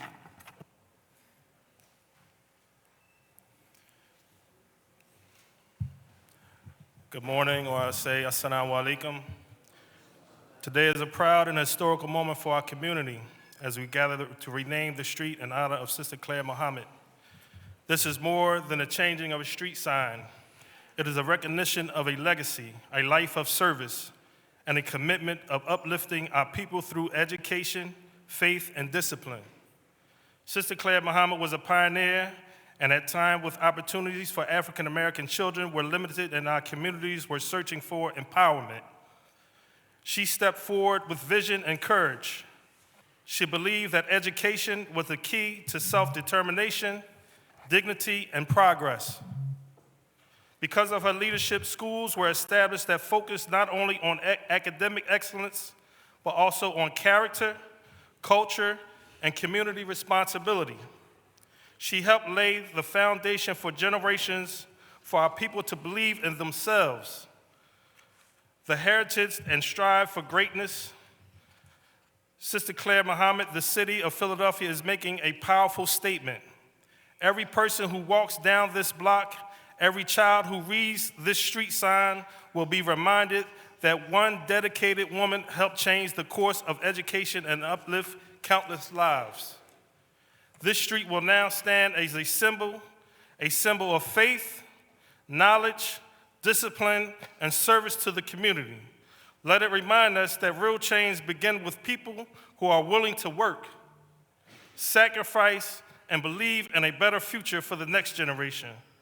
To the young people who will grow up seeing this name, let it inspire you. Let it remind you that greatness can come from service, from education, and from dedication to your community. Today we honor Sister Claire Muhammad / Philadelphia Masjid, not only with the street name, but with our commitment to work to get started. Assalamu alaikum. Alaikum salam.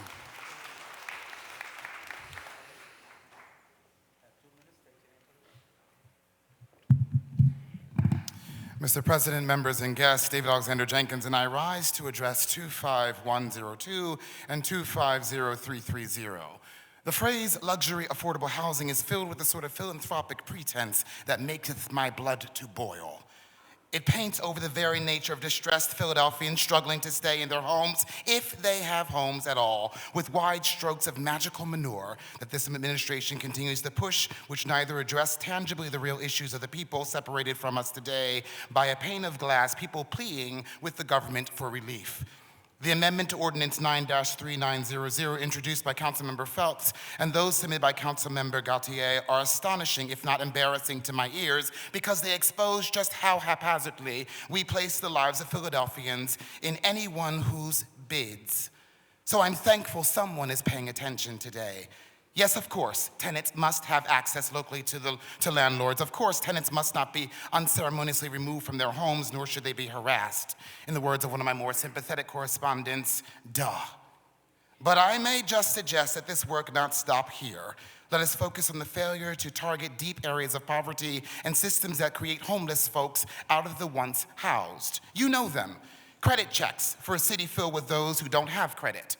Background checks for people who perhaps experience a little thing called life. Proof of income, often 3 times the rent, in a Philadelphia where 13% of its citizens are unbanked and 1 in 5 residents lives below the poverty line. I am reminded as we open this session with prayer that we are commanded by a man I call Messiah and others call prophetic to clothe the naked, feed the hungry, yes, even to house the homeless.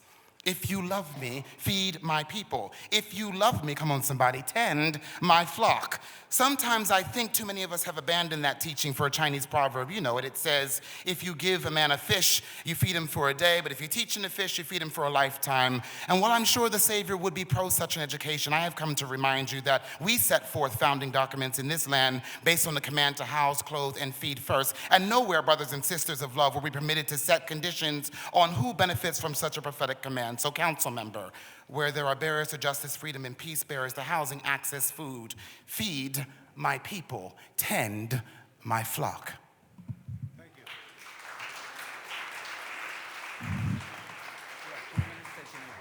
Thank you. Good morning, assalamu alaikum. My name is Ahmet Tekelioğlu. I'm the executive director of CARE Philadelphia, a Muslim nonprofit civil rights organization serving our Muslim American communities, making sure that our communities grow in justice and in dignity in the face of discrimination and Islamophobia. Council President Johnson, thank you. I didn't expect to get a takbir in the room this morning when I walked in. That was wonderful. I see so many of our Muslim leaders, Imam Kenneth, Imam Sutwaydin, other leaders here in the room. I am here to thank Council Member Landau and Council Member O'Rourke for introducing the resolution honoring the life of Nasrallah Abu Siyam, a son of Philadelphia, a 19-year-old teenager who was murdered in West Bank in the hands of Israeli settlers. I also want to thank Councilmember Gautier for introducing her resolution recognizing Philadelphia Masjid, which is a historical institution not only for the history of Philadelphia, but all the history of Islam in the United States. To tell you a little bit about Nasrallah, he was 19 years old, was born here in Philadelphia, an American citizen, and he is the third American citizen killed in this past year in Palestine. Yesterday, we heard from his uncle a story that Nasrallah had a horse called Shams, translates to sun in English. And he told us that the horse, Shams' son, has been uneasy ever since Nasrallah has been murdered, that no one can calm him down. It looks like, he feels that Nasrallah was taken from us. As I conclude, I want to remind us that injustices abroad impact us here. That is why we need to speak with moral clarity in the face of injustice. That's why, from Philadelphia to Palestine, we need to uphold justice and hold those disrupting justice accountable. Thank you. Thank you.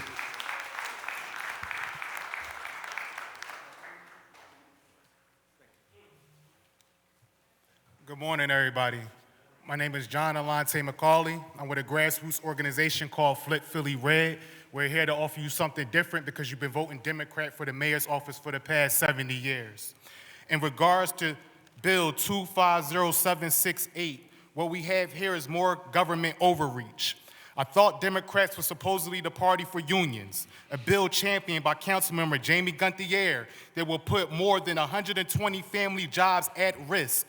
I asked, will the union workers of IUOE Local 542 still be voting Democrat after they gut your jobs? What I see in Rochester facility is a process that turns waste into energy, giving electricity to more than 51,000 homes a year. Why are Democrats bent on creating problems and then coming up with frivolous solutions to control our life? If we have to use more landfills, property taxes will rise. Your own sanitation department said it will cost taxpayers $6.5 million a year if you force contractors to stop using incinerators. Every day, council members had their thumbs on the scale. More regulations, more mandates. Conservatives, let businesses thrive. We want you to innovate. To the workers in operations, maintenance, engineers, and other related fields, I feel for you, because who is fighting for you? This is just another cheap political win for Councilmember Guntier. Democrats, supposedly the party that hates fossil fuels, but once they eliminate a process that eliminates the use of reliance on fossil fuels. Modern plants use filters to minimize emissions, much more effective than dumping everything into landfills that leach toxins into our groundwater. The city of Philadelphia has more pressing things to worry about. Let's stop the sanctuary cities and let's stop the transgender for everybody. Thank you for your attention to this matter. Thank you, sir. Chief Clerk, please call the next person for testimony. Brother Marv. Nicole Napinski. Good morning, everyone. My name is Nicole Pazinski. I'm a paralegal with the Consumer Housing Unit at Philadelphia Legal Assistance, or PLA for short. I'm here on behalf of PLA to express my support for Councilmember Landau's resolution declaring the National Consumer Protection Week in the city of Philadelphia. PLA provides free civil legal services to low-income Philadelphians, and within our consumer housing unit, we operate the Save Your Home Philly hotline, which serves as the primary point of contact for homeowners of all income levels who are at risk of losing their home or facing another homeownership issue. During my first year at PLA, I worked as a hotline paralegal, answering live calls each day and providing legal assistance and advice to over 500 homeowners. Through the hotline, we frequently hear from victims of predatory companies that profit off of targeting homeowners in foreclosure. I currently work in a unit paralegal role where one of my main focuses is assisting clients that face a sheriff's sale. This is the final stage of a foreclosure when the home is listed for public auction. Our consumer housing unit provides advice and representation for sheriff sales each month, and in 2025 alone, we assist in preventing over 235 sales. Homeowners are most vulnerable at the point of a sheriff sale, often feeling they have no options remaining to save their home. Many of our clients facing sales have been targeted by predatory companies, such as wholesale home buyers and loan modification scams. These companies intentionally present an easy solution to homeowners who are at the end of their rope in dire need of help. Our hotline helps homeowners at all stages of foreclosure, and in the majority of cases we encounter, there is a means to saving the home. Homeowners have access to free resources, including HUD-certified housing counselors, PLA's legal services, but predatory companies drive homeowners further away from accessing these resources. Victims of the scams lose hundreds and thousands of dollars without resolving the problem.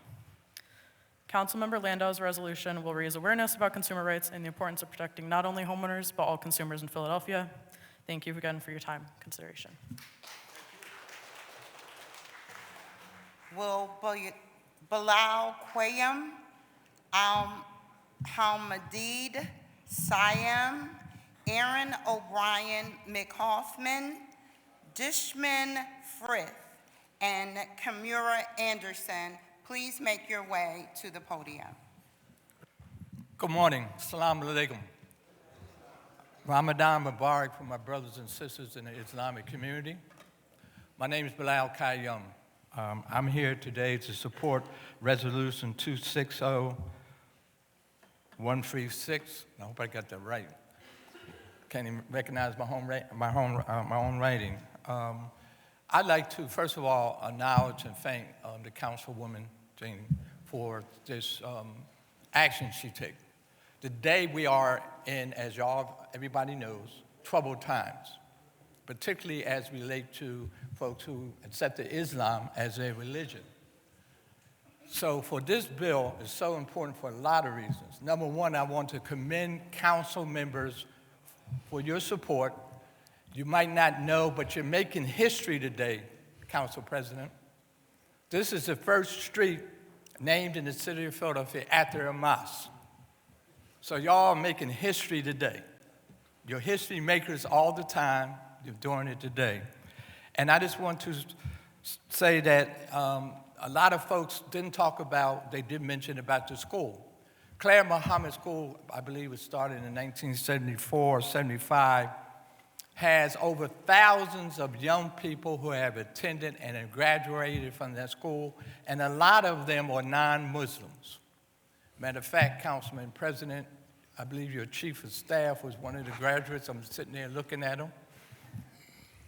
There's been a lot of my friends who are very successful in their life because they did go to Claire Muhammad, got a degree, and moved on in their life, and a lot of them are doing great work. So I'm asking you today to vote, get the street name, and I will end Councilman Jones and Councilwoman here. Our president, he opened up the door, so we maybe want to give him her shahada after council is over. Takbir. Thank you. Very well said, Brother Bilal Qayyum, and thank you for your service to the city of Philadelphia as well. Thank you. Assalamu alaikum. My name is Abdul Hamid Sayam. I am the uncle of the deceased Nasrallah Abu Siam. Nasrallah Abu Siam is a Palestinian American, but he's not the first, nor he will be the last. There are 5 Palestinian Americans were killed since February 2024. And there are 117 killed outside being Palestinian Americans. 1,117 killed since October 7 in the West Bank. I'm not talking about Gaza, which lost 72,000 and 171,000 were wounded. I'm talking about the West Bank. So if we don't stand with Palestinian Americans who are murdered by the settlers, then everyone is vulnerable. I want to say that I spent all my life with the United Nations as a staff and as a journalist. I am still accredited journalist to the United Nations. I spent my life on international law. Security Council passed Resolution 2334 on 24 December 2016, the last few days of Obama, calling the settlements are illegal and should be stopped. ICJ also passed a legal opinion on 17 July 2024, calling settlements are illegal and it should be banned, and calling on Israel to dismantle its occupation. You don't know what it means to live under occupation. You don't know what these settlers are doing. They are killing us. They're stealing our land. They're stealing our goats. With this attack on Nasrallah and killing him, they stole 350 goats from the village. They also destroyed 71 olive trees. I want to say, my friends, that when justice is attacked, silence is treason. We should stand the power of law or the law of power.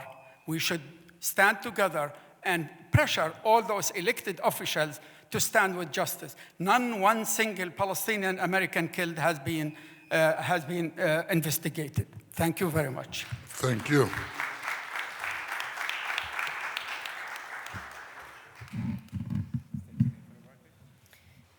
Erin O'Brien Hoffman. Good morning, Council President, members of City Council, and Councilwoman Catherine Gilmore Richardson. My name is Erin O'Brien Hoffman, and I am a proud union painter with District Council 21 of the International Union of Painters and Allied Trades, where I serve as the Director of Member Engagement, the coordinator for WINC, Women in Non-Traditional Careers Pre-Apprenticeship Program, and I am honored to stand here today in support of this resolution recognizing Women in Construction Week. For many years, construction was seen as a field where women just didn't belong. Today, that is changing. And it is changing because we are intentionally creating pathways and opportunities. Through programs like WINC, we introduce women to careers in the skilled trades and provide the training, mentorship, and support that they need to succeed. What we see is powerful: women building confidence, building careers, and building a better future for their families. These are careers that provide family-sustaining wages, strong benefits, and long-term stability. When we invest in women entering into the Philadelphia Union building trades, we strengthen our workforce, our unions, and our communities. Thank you to Councilwoman Gilmore Richardson for recognizing Women in Construction Week and for helping to elevate the incredible women who are helping build Philadelphia every single day. Thank you.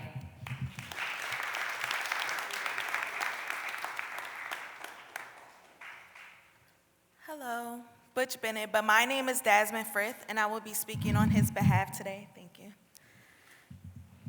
Thank you, council members and council president, for allowing me to speak on his behalf today in support of Women in Construction Week. The Philadelphia Building and Construction Trades Council is an umbrella organization for more than 50 member local unions that work in the construction industry in the greater Philadelphia region. Within these local unions, there are great career opportunities with great benefits, as well as long-lasting connections to be made for women in these trades. Being a woman in the trades allows for one to hold a job and title that will give you pride and dignity, speaking from experience. Thank you and have a great day.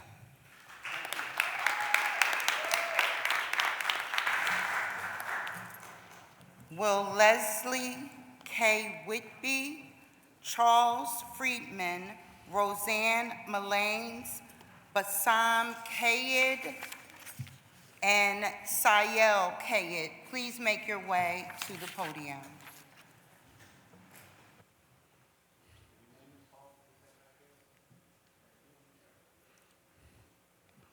Please proceed. Good morning, Council President, members of City Council, and fellow residents of the City of Philadelphia. My name is Kimora Anderson, and I proudly stand before you serving as the President of the National Association of Women in Construction, Philadelphia Chapter 145. I also work as the Director of Human Resources and Union Affairs for Clemens Construction Company. I happily spend my career advocating for workforce development, opportunities, inclusion within the male-dominated construction field. I stand before you today respectfully asking for the support and encouragement for the City of Philadelphia to officially recognize the first week in March during Women's History Month as the National Association of Women in Construction, Women in Non-Traditional Careers, National Association of Black Women in Construction, and Professional Women in Construction Week. This recognition is important excuse me, because it shines light on thousands of women who are contributing every single day to industries that have historically been male-dominated. Women across Philadelphia are working as carpenters, electricians, engineers, project managers, superintendents, safety professionals, and a host of other positions. While progress has been made, women still represent a small percentage in the construction workforce nationally. Recognition from this council helps send a powerful message to our young women and girls throughout Philadelphia, saying to them there is a place for you in one of these careers. When we acknowledge women in construction and non-traditional careers, we are doing more than just celebrating individuals. We are encouraging the workforce development community, promoting economic opportunities, and expanding pathways to family-sustaining careers. Thank you to Councilwoman Catherine Gilmore Richardson for her continued support every year on this initiative, and we appreciate the support of City Council. Thank you so much.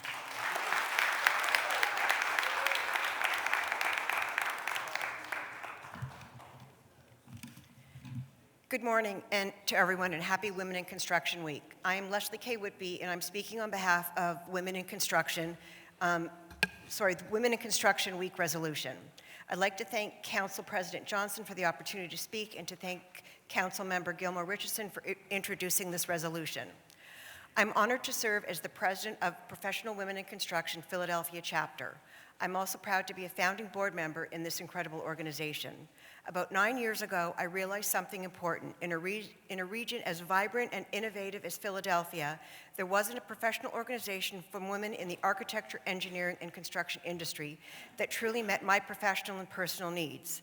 I wanted a space where women could connect, support one another, and grow together in an industry where we are still the minority.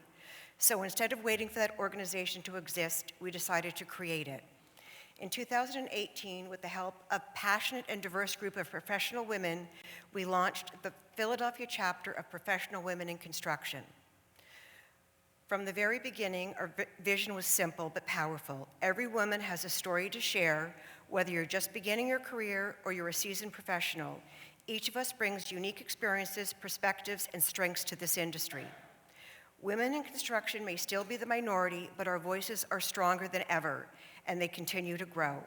At PwC Philadelphia, our mission is to connect, promote, and advance women in the architecture, engineering, and construction industry.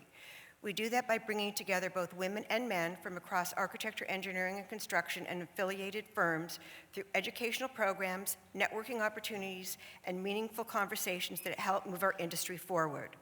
But what makes this organization truly special is Professional Women in Construction is a platform where people build relationships, expand their networks, and support one another in careers. It's a place where mentorship happens and opportunities to create and lasting friendships are formed. Thank you.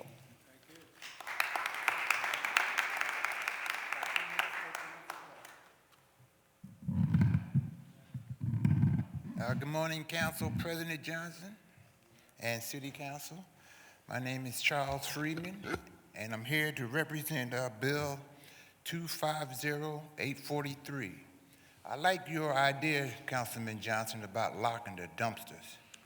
I live in the 3rd Division, 11th Ward, 8th Councilmatic District, where we have constantly people putting trash out that they know that the sanitation boys will not pick up. And I really wholeheartedly support the first step that you're taking to lock this trash business down. I've never seen a city been defeated by trash, and we need more input.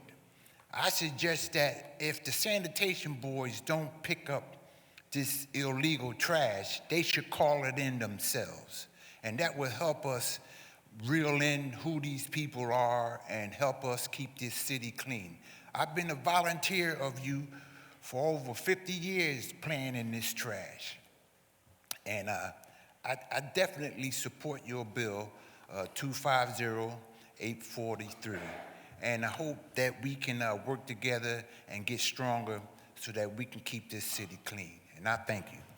Thank you. Mr. Charles Freeman, just real quick, I would love to take credit for it because you're giving a lot of good accolades, but the author of the bill is Councilmember Mark Squilla. Mark Squilla, could you just be acknowledged that that's your bill, okay, sir? Thank you, Mark. Thank you, Mark Squilla. Thank you. Thank you, sir. Keep up the good work. Thank you.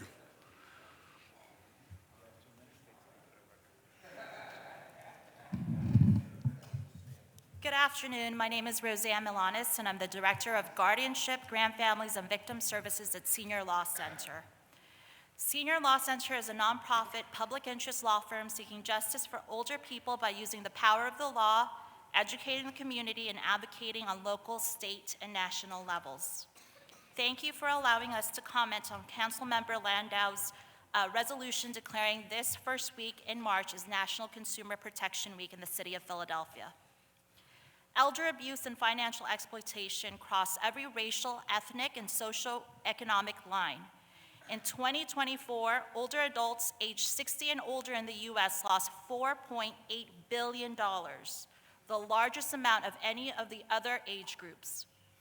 In 2024, Pennsylvania consumers of all ages lost the most to investment scams, business imposters, and romance scams.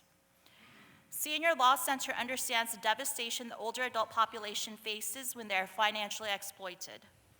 Many older adults are on fixed income, paying for mortgages or rent, healthcare and medication expenses, daily living expenses, and sometimes caring for their grandchildren and great-grandchildren. For some older adults, being taken advantage of is not just about losing money. It means waiting for their next monthly Social Security or pension check to be able to pay for their housing, to pay for a meal, or to pay for vital medication. To address this crisis, Senior Law Center provides legal services to older Philadelphians to intervene and stop abuse and financial exploitation.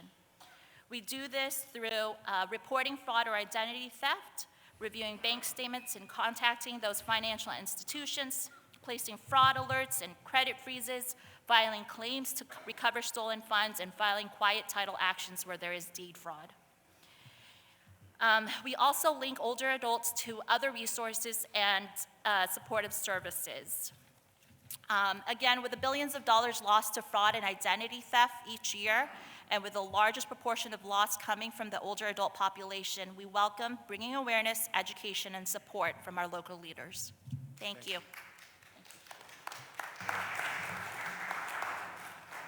Will Lisa Hayer, Sister Talia, Khalees Harris, and Alex Pezonowski please make your way to the podium?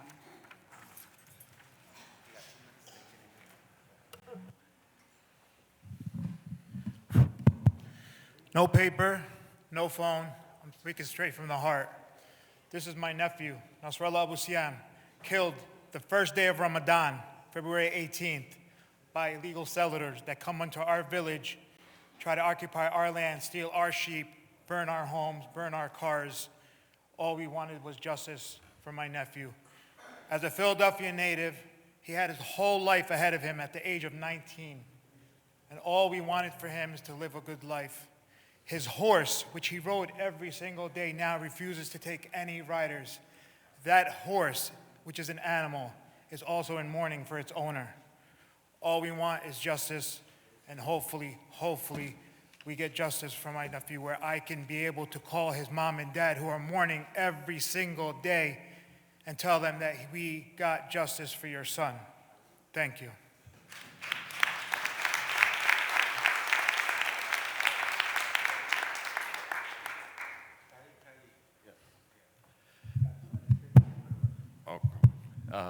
Good afternoon, councilmen and City of Philadelphia. Seems like a lot of great resolutions have been passed today. Congratulations.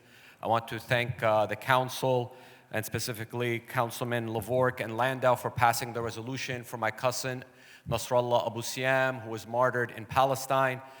This is the unfortunate history in Palestine for over 80 years now, constant death every single day.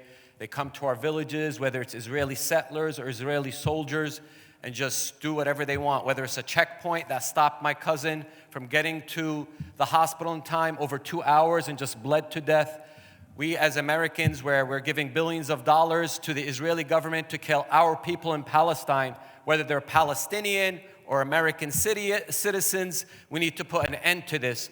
And I think if people rise up and are aware of what their money is going to and actually have a real boycott against this state of Israel that's committing a Holocaust in Gaza and has been ongoing killing for over 80 years, they don't see Palestinians as equal to them. They see us as animals. They're calling out open in the public for the death and killing of the Palestinian people. So I would hope the people of Philadelphia and in the U.S. rise up and divest from anything to do with Israel, whether it's financial, whether it's entertainment, art. We need to really take a stance. And I think that if we divest and put Israel in its place, that we can have, like we had in South Africa, justice. But we need to take a stance. It starts at the council level, then it goes to the Congress level, and from there. And I think with the people rising, we can bring about change in Palestine. And don't let anybody fool you. This is a Muslim-Arab issue between Jews. We have a lot of Jewish people that stand for Palestine, that stand for justice. And it's as the great Martin Luther King said, injustice anywhere is a threat to justice everywhere. Thank you so much.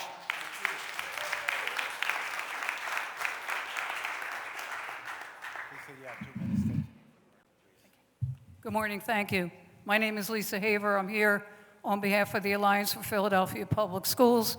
And I sent to all the council members this week a report from the Alliance, sorry, got to pick up this monstrosity, about something called Accelerating Opportunity, the School District of Philadelphia's Facilities Master Plan.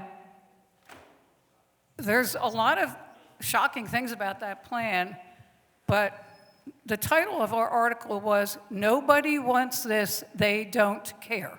And that is absolutely true, because every meeting that APS members went to, I know the council members went to, you never heard anybody say, I am in favor of closing this school. Keep in mind, please, that there were only meetings on school closures. There are a ton of grade band changes where a school's going from a K to 5 to a K to 4 or a K to 5 to a K to 8. There were no meetings at any of those schools. I have friends who still teach in some of those schools. They didn't know anything about it.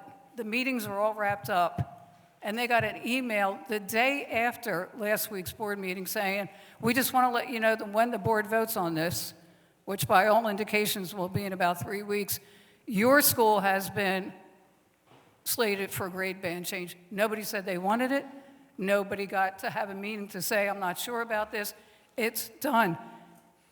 It's a shocking, shocking plan. I want to thank the council members who came last week.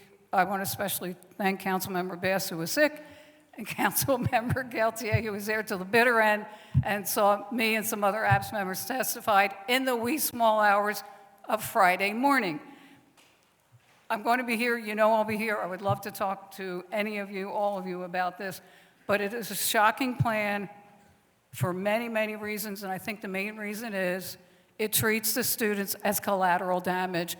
There is not a single reason, open to any page, there is no reason for them to do what they're doing to any school. Thank you very much.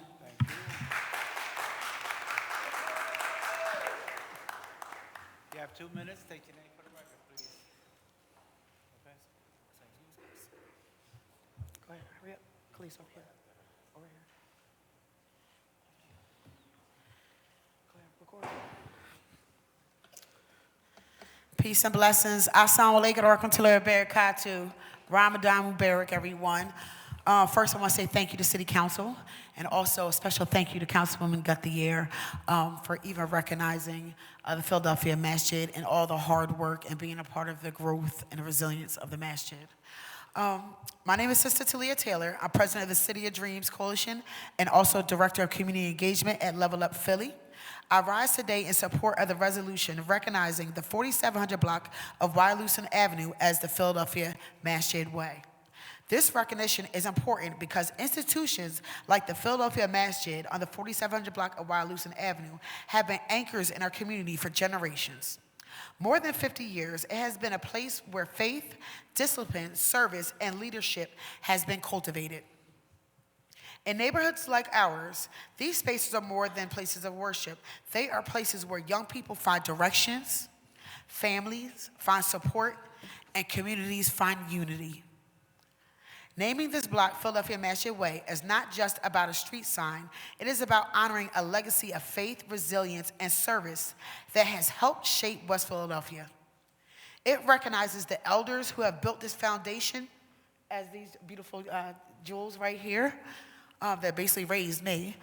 But it recognizes the elders who built this foundation and the generations of young Muslims who will continue to carry it forward. At City of Dreams Coalition, our mission is to meet people where they are and help them rise. Institutions like the Masjid have been doing that work quite quietly and faithfully for decades. Today, we acknowledge that impact and ensure that its legacy is permanently reflected in the fabric of our city. Thank you to Councilman Guthier, City Council, Councilman Curtis Jones for all the work he has done amongst the Muslim population, and recognizing the value of this history for uplifting the communities that continue to make Philadelphia strong. Thank you so much. Assalamu alaikum.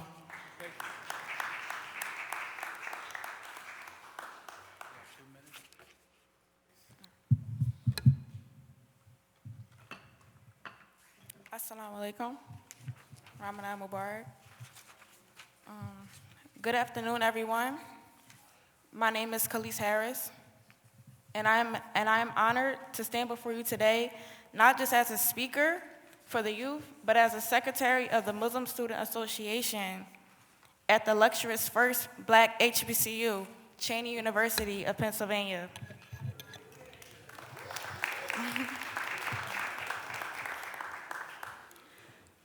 Today's recognition of Philadelphia Masjid Way is more than just naming of a street. It is a celebration of faith, active service, and community. For over 50 years, this masjid has stood as a place of worship, guidance, and unity for countless individuals and families. It has nurtured generations with values of compassion, discipline, education, and commitment to serving others. Additionally, the Philadelphia Masjid has also played a huge part in guiding the youth to his Islamic way of life. Lastly, I don't just stand here as an advocate for Muslims. I stand here to speak for the youth. Thank you. Thank you.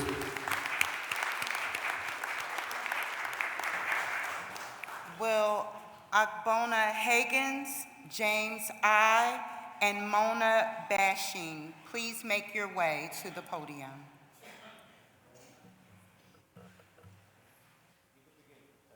Oh, hello. My name is Alex Pezanowski. I spoke here before, letting these guys know that I've been targeted by the Philadelphia Police Department and other government entities, and this is pertaining to, you know, what everybody is talking about with Palestine and ICE and everything. I just feel as though it's unfair that you guys are having more of How you a. doing, Alex? The bill that you say you're speaking on focuses on property acquired, certain parcels to be leased to the Philadelphia School District. So could you speak on topic? Not really, because it's just unfair that you guys just keep targeting me, and there was a whole news report about how you guys want to focus on getting ICE out of Philadelphia, but you guys are following me around all day, every day. I just got arrested for. I'm just trying to get you to speak on the topic. I'm just saying, I got arrested for, you know, this ordeal that you guys have brought on to my life. But I also say this, sir. I'm just doing protocol, following council agenda. But just hear me out. Just hear me out. Just hear me out. If you want somebody to talk to you about your issue directly, I have one of my staff pull you to the side. We can get to the bottom of the actual issue you're talking about. Okay, understood. Thank you, sir.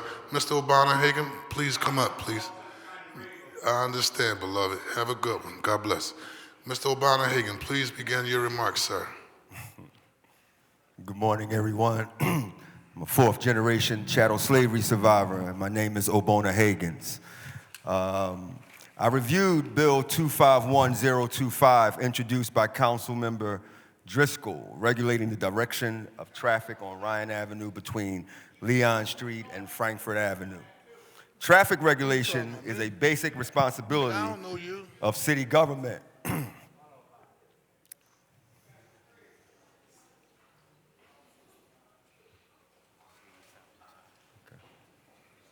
Please begin, sir. Traffic regulations is a basic responsibility of city government. Streets must function safely, and the city has the authority to determine how traffic moves through its neighborhoods.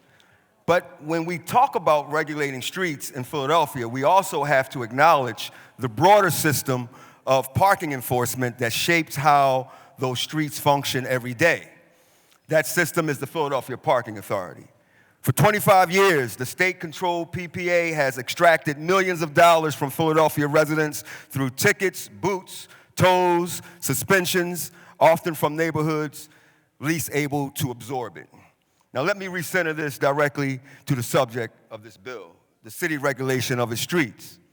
Because while the city determines how streets operate, a state authority controls the parking enforcement systems that operate on those same streets and collects the revenue from it. And guess what? Philadelphia doesn't get it. That arrangement has existed for decades without local accountability and without any obligation to reinvest those revenues in communities that paid them. Nothing in law prevents this city from reclaiming control of its own parking authority. Nothing in law prevents you from doing it. And if you want to know how you can do it, you can contact my organization. We should want that revenue back in the city, right? And contact the Philadelphia Reparations Coalition for American Freedmen, and we can consult you on how to get, I think it's like $250 million or more that the state gets that could be coming to Philadelphia.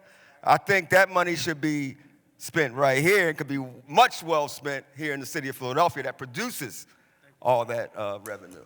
If you want any information, I have flyers here that you can read about our political wellness checkup that we're having to discuss this very issue. Thank you very much, sir. Obona Higgins, over and out. Sir.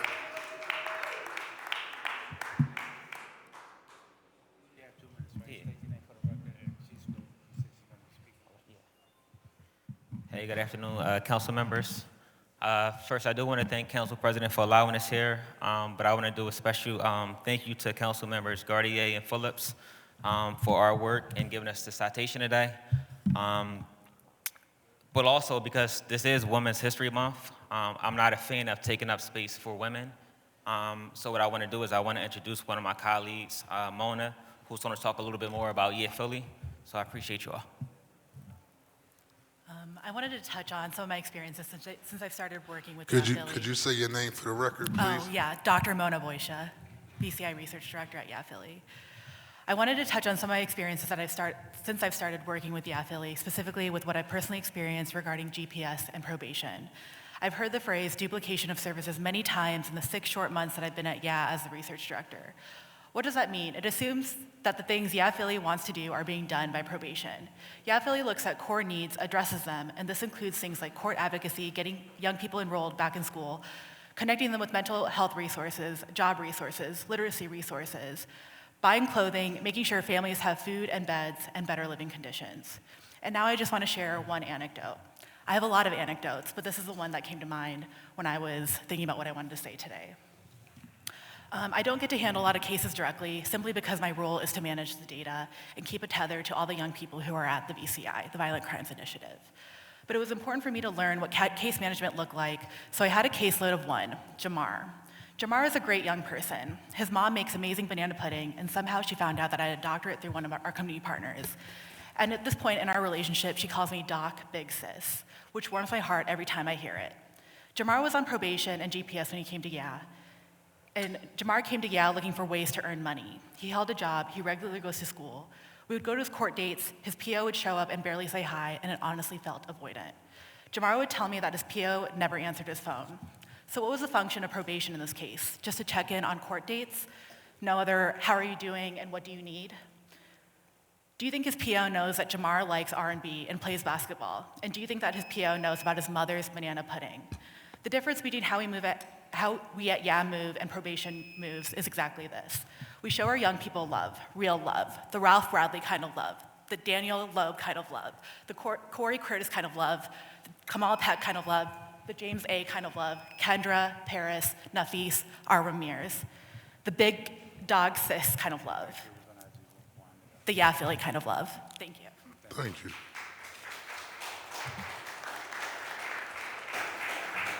Council President, this concludes our listing for public comment for today. Thank you very much. We will now consider the bills and resolutions on the second reading and final passage calendar. The Chief Clerk, please read the title of resolution number 260136. A resolution also naming the 4700 block of Wyalusing Avenue as Philadelphia Majid Way in recognition of over 50 years of faith, service, leadership, and community excellence. The Chair recognizes Councilman Jamie Gaultier for a motion regarding resolution number 260136. Thank you, Council President. I move for the adoption of the resolution. It has been moved and properly seconded that resolution number 260136 be adopted. All those in favor of the motion will signify by saying aye. Those opposed, the ayes have it. The motion carries. The resolution is adopted. Will the clerk please read the title of resolution number 260139? A resolution calling on the PA General Assembly to take swift and decisive action to pass Pennsylvania Senate Bill 110, known as Bryan's Law, to amend the Emergency and Law Enforcement Personnel Death Benefits Act to extend line-of-duty death benefits to surviving spouses and children of first responders who die from job-related trauma, including PTSI-related suicide, ensuring equitable treatment for their families. Chair recognizes Councilmember Jones for a motion regarding resolution number 260139. Thank you, Mr. President. And it does not fall on deaf ears that we had a major fire in the city of Philadelphia, in my district on Hazelhurst Street, where 9 first responder firemen were hospitalized. So post-traumatic stress, whatever this provision that you put forth, it will address that. I move for the adoption. Thank you. It has been moved and properly seconded that resolution number 260139 be adopted. All those in favor of the motion will signify by saying aye. Those opposed, the ayes have it. The motion carries. The resolution is adopted. Will the clerk please read the title of bill number 250843? An ordinance amending Chapter 10-700 of the Philadelphia Code entitled Refuse and Littering to require locking dumpsters all under certain terms and conditions. The chair recognizes Councilmember Mark Squilla for a motion.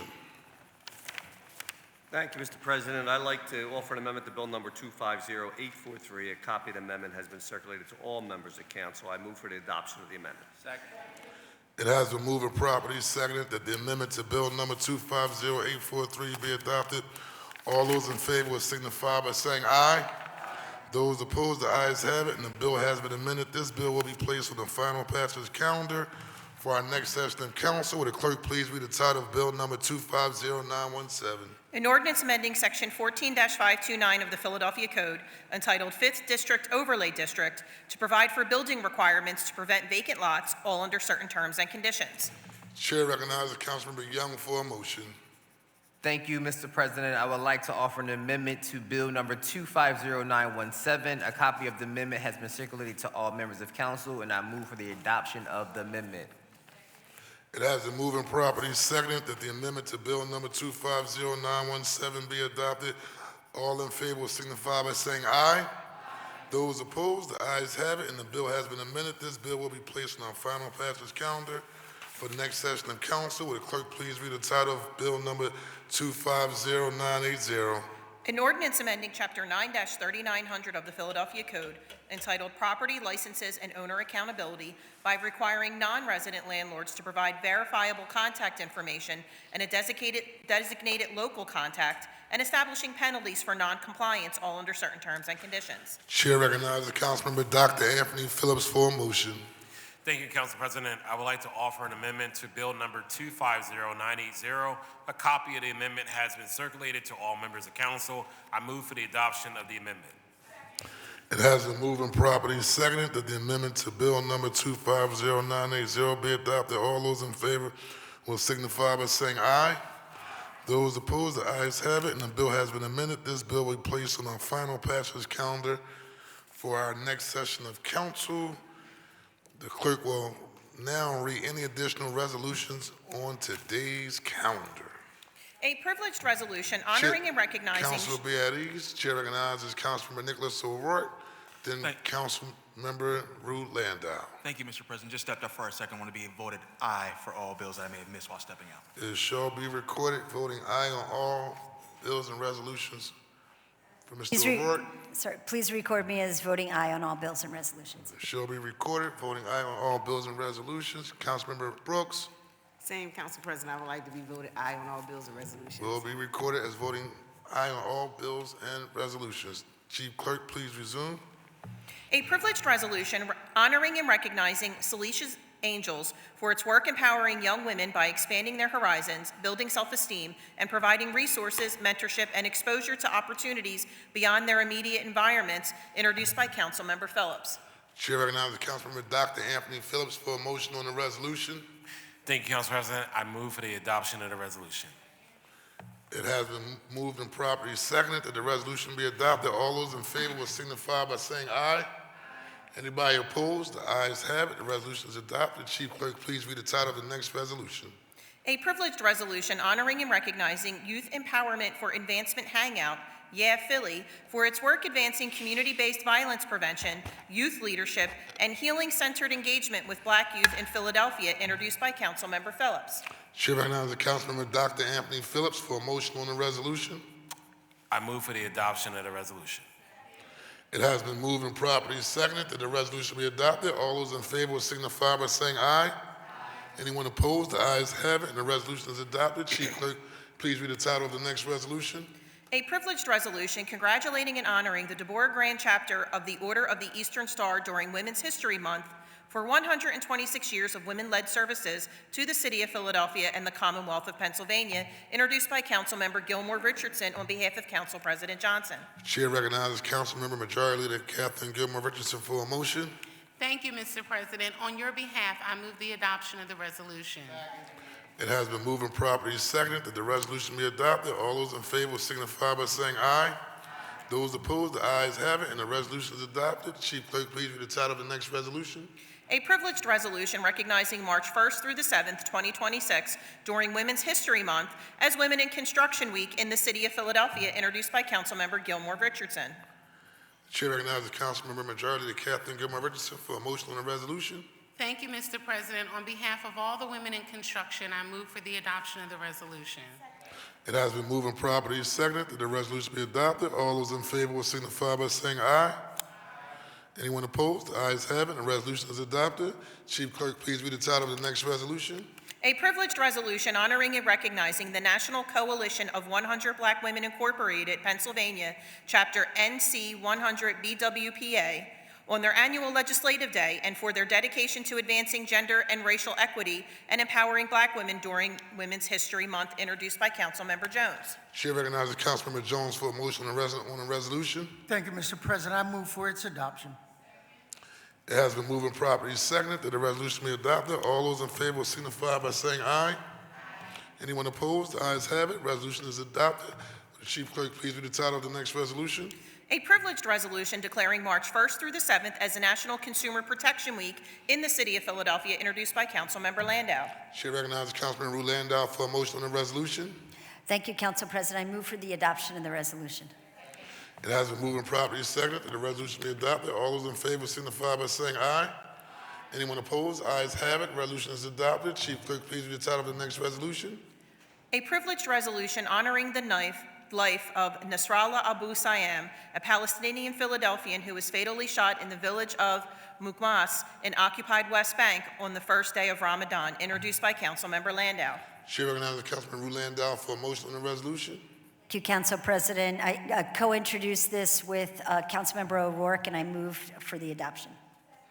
It has been moved and properly seconded that the resolution be adopted. All those in favor will signify by saying aye. Anyone opposed? Ayes have it. Resolution is adopted. Chief Clerk, please read the title of the next resolution.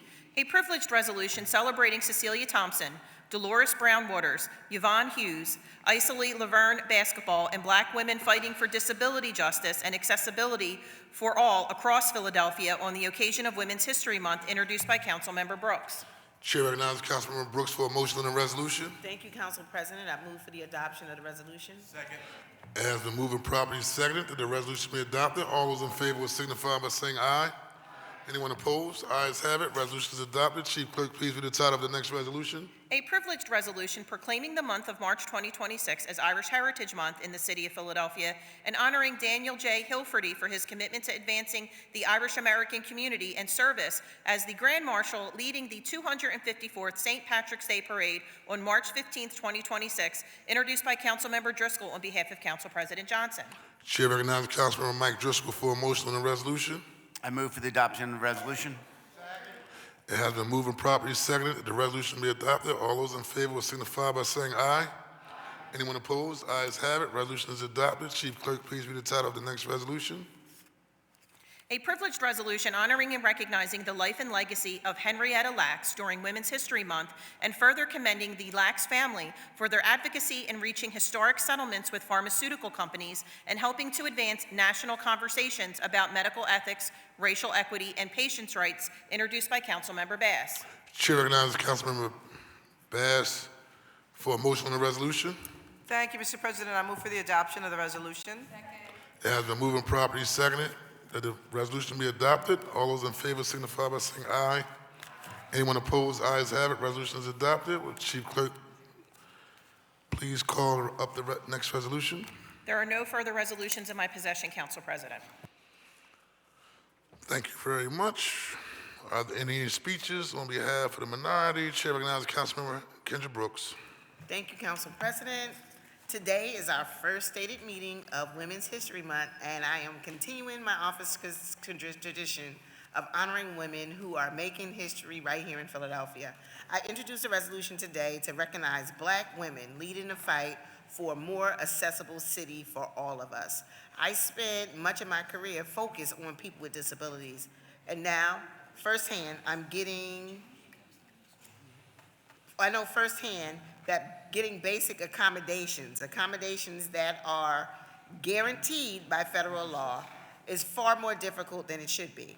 People with disabilities are ignored, dismissed, and discriminated against on a regular basis.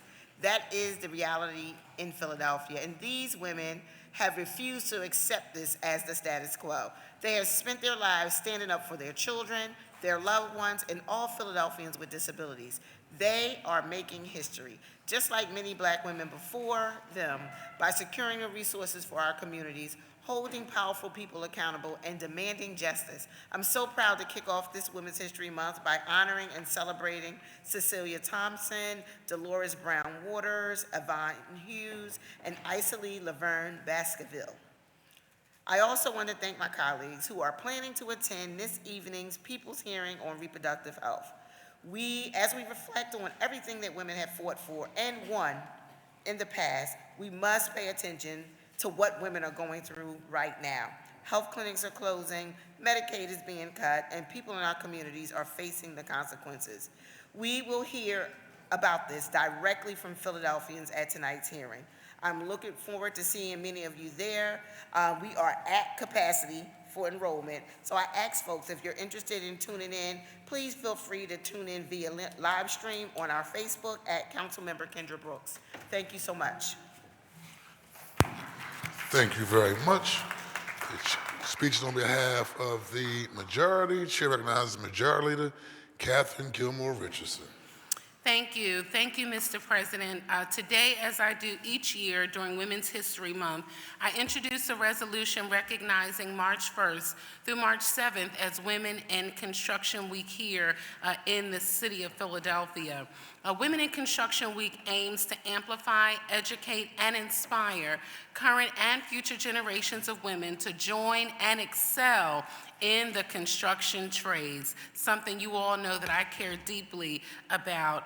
In that spirit, I wanted to take a moment to recognize some of the individuals and organizations who were here with us today and thank them for their ongoing support. Of course, we had Aaron O'Brien Hoffman from DC 21, National Association of Women in Construction, represented by Kimora Anderson, the Philadelphia Chapter of Professional Women in Construction, represented by Leslie Whitby, the National Association of Black Women in Construction, who I had an opportunity to share time with last Saturday, represented by Carla Hill, who was also joined today by Youth Build Philadelphia, and of course, the Philadelphia Building and Construction Trades Council, represented by Ms. Frith, who was representing Butch Bennett on behalf of Local 98 and the laborers and all of the Philadelphia Building and Construction Trade Council. I have to shout out, of course, the carpenters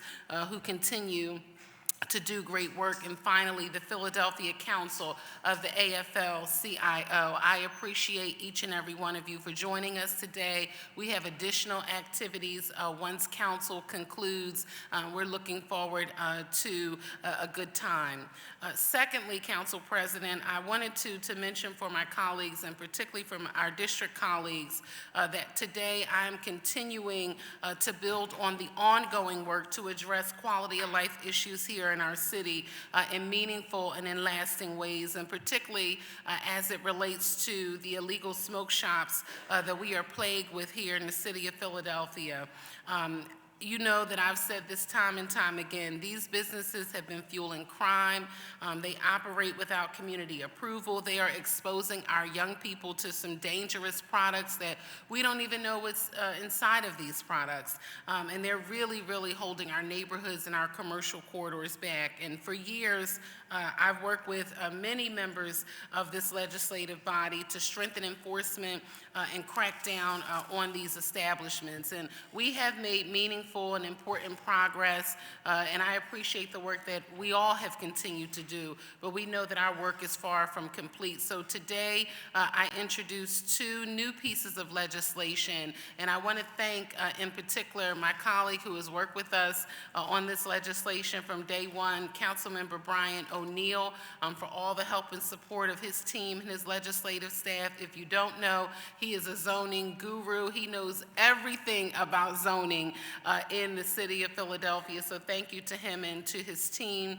Also to my colleague, Councilmember Jay Young, who has been working tirelessly in his district on this issue, as well as Councilmember Jones, my district council member, who has been working on this, I know, since 2021, since that tour in North 54th, and then also Councilmember Dr. Anthony Phillips, who has worked very closely with my office, and finally must mention Councilmember Cindy Bass, who has done a lion's share of this work prior to me being a member of City Council.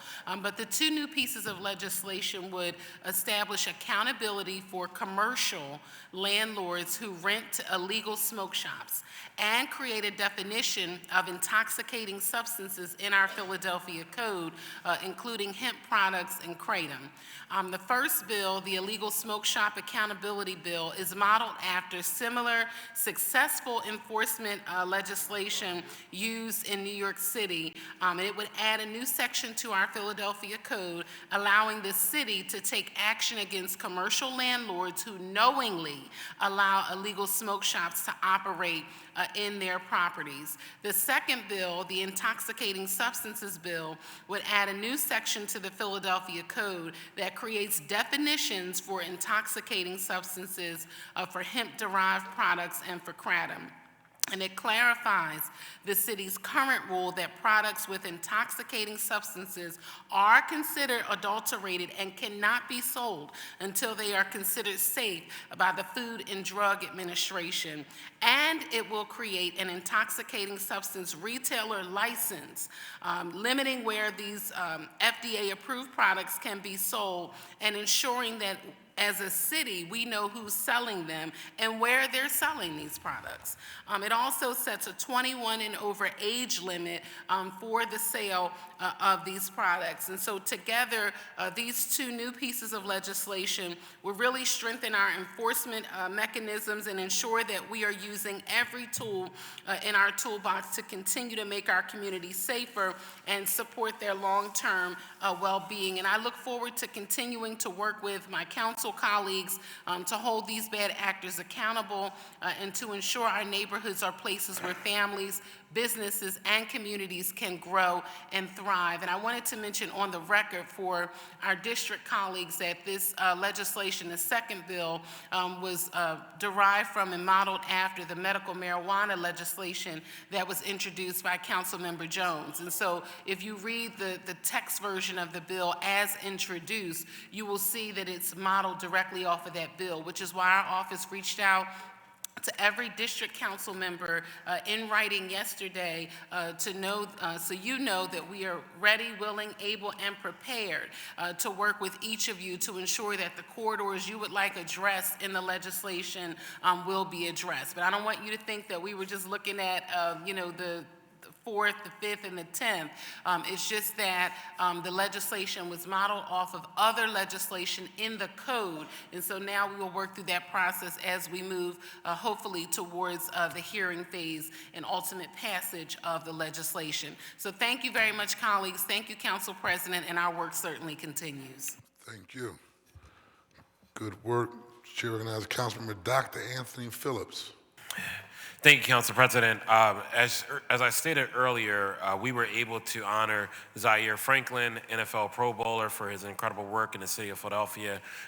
His mother was a stalwart in his life, and he honored her by creating a foundation that empowers young women. So we want to continue to push him to do great things. I would be remiss if I didn't mention something important about Zaire. As I noted earlier, he's a graduate of LaSalle College High School, and as someone who also went to LaSalle, I feel obligated in the interest of full transparency to note that some of the best people come from there. And I mean, look at the evidence, an NFL player giving back to the community, and now myself introducing a resolution about it. I think Brian O'Neill would agree.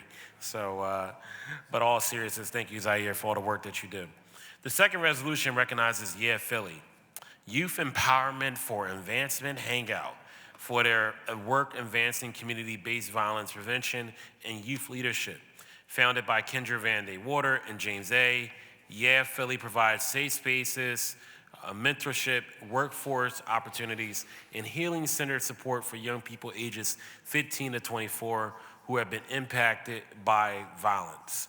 They serve hundreds of young people each year, helping them resolve conflicts and create pathways towards stability and opportunity.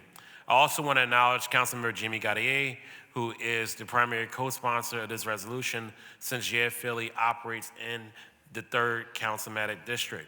We're grateful for her partnership and leadership. Colleagues, these organizations represent the very best of Philadelphia, particularly in West Philadelphia and Southwest Philadelphia. People are showing up and investing in our youth and building stronger communities every day.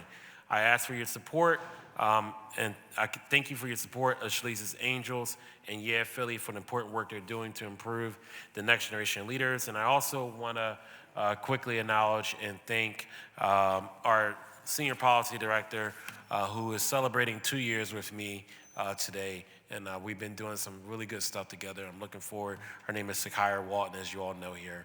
And so we're looking forward to continuing the good work together. So thank you. Hope she get a raise of Women's History Month.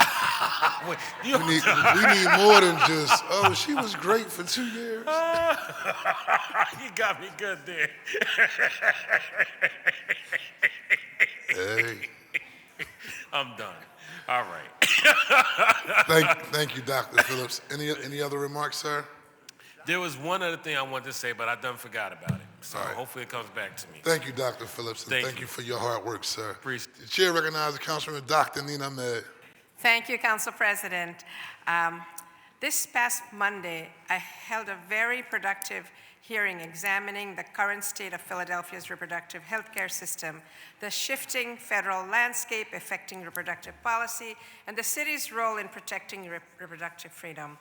I wanted to thank my council members on the Public Health and Human Services Committee for attending and contributing thoughtfully to the conversation, and especially Council Member O'Rourke, who sat through the entire thing, so I deeply appreciate it. It was a long hearing. I wanted to, in honor of Women's History Month, name all of these women who came to testify. I'll try to be quick, but I just want to make sure we acknowledge the hard work of all those who came, and who came with very solution-oriented testimony, and that's what we had asked them to do. So they were Dr. Asta Mehta from the Philadelphia Department of Public Health Division of Reproductive, Adolescent, and Child Health, Dr. Meredith Matone from CHOP, Lila Slovak from the Women's Law Project, Lakeisha Anthony of WAR, Jabina Coleman, founder of Bay Culture, Jessica Corey from the Maternity Care Coalition, Salima J. McNeil, Carla Mendez Lugo, and Lila Finley from Oshun Family Center, Signy Espinoza from Planned Parenthood, Audrey Ann Ross from the Access Matters, Dr. Diana Montoya Williams from the Perelman School of Medicine, Dr. Alice Abernathy, Perelman School of Medicine, Dr. Abigail Wolf, Perelman School of Medicine, Professor Elizabeth Kurkara, Drexel University Klein School of Law, Katia Perez of the Abortion Liberation Fund of PA, Janae Johns, president of Once Upon a Preemie, Jessica Schwartz from the Life Cycle Wellness and Birth Center, Dr. Hillary Rosenstein from the Mazzoni Center, who was unable to attend but sent her testimony, and Dr. Robin Fay, gynecologist as well. This was a part of an ongoing fact-finding effort authorized by Council to evaluate barriers to care, and I look forward to working with all my fellow Council members on developing a more coordinated response with providers, partners, advocates, and community members. Yesterday, I had an opportunity to attend a press conference hosted by the Philadelphia Federation of Teachers and the Lankanow Environmental Magnet High School, alongside with Council members Gilmore Richardson, Isaiah Thomas, and House Representative Morgan Cephas. I continue to oppose the school district's decision to shut down Lankanow Environmental Science Magnet High School and giving it 17 acres of land to developers. Lankanow is educating the future stewards of our planet, has a 100% graduation rate, supports the state's only 3-year CTE, and is a Title I school with 98% minority student body. Closing it would be an injustice, and I will continue to stand against this decision. Further, on a happier note, today, immediately after this session, I will join all available City Council members for a briefing with the Salvation Army to discuss human trafficking and the work being done by Salvation Army in our caucus room. I look forward to all of you joining us there. And this weekend, I'm joining State Representative Hohenstein and Council Member Katsilazada for a shredding and electronic recycling event at 10 a.m. to 12 p.m. at 5801 Frankfurt 5801 Frankfurt, and community members are all welcome, including all our council members. I'm also proud to join fellow council members this same Saturday from 11 to 1 for the Stand Up for Science rally at the north side of Philly City Hall. I am proud to be a part of a council that stands up for those who are being oppressed and targeted. And so I thank you all for your attention. Thank you very much. Good job.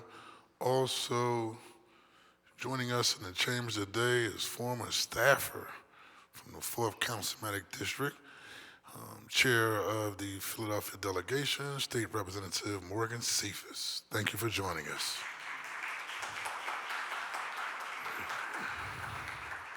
The Chair recognizes Councilmember Dr. Anthony Phillips, Briefly? Yes, just 20 seconds. I remember what I wanted to say. I'm going to be away this weekend, but I just want to quickly acknowledge the fact that our colleague, Councilmember Lozada, is being recognized by Roberto Clemente Middle School. She's going to get a name on a room at the Family Resource Center. I wish I could be there, but congratulations and thanks for all of your hard work that you're doing. So keep up the good work, Councilmember Lozada. Congratulations. Naming buildings after you and stuff. Your second term. Can't say that about your predecessor, but good job.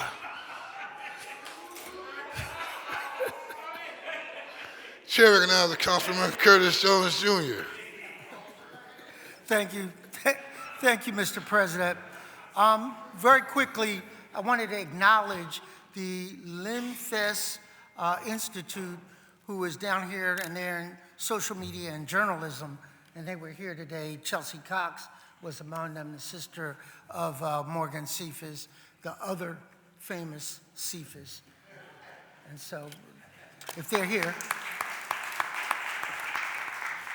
The second thing I wanted to talk about, Mr. President, was I am truly grateful to serve with my colleagues in this room. We come from different backgrounds, different races, different religions, but we stand on the behalf of right. If you notice, there were different Islamic organizations recognizing Sister Claire Muhammad. Thank you, Member Goodyear, for putting that in.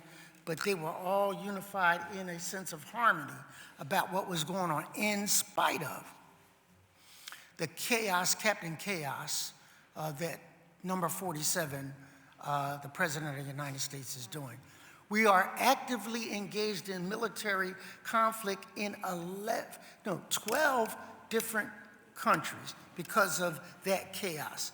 It is Ramadan. It is a time where most Muslims want to kind of internalize their religion, but they cannot, because they're fighting a war. Whether you deal with the governmental side of how it got started, it's going on, and he is 10 toes down, and it is very concerning, the position we are in right now.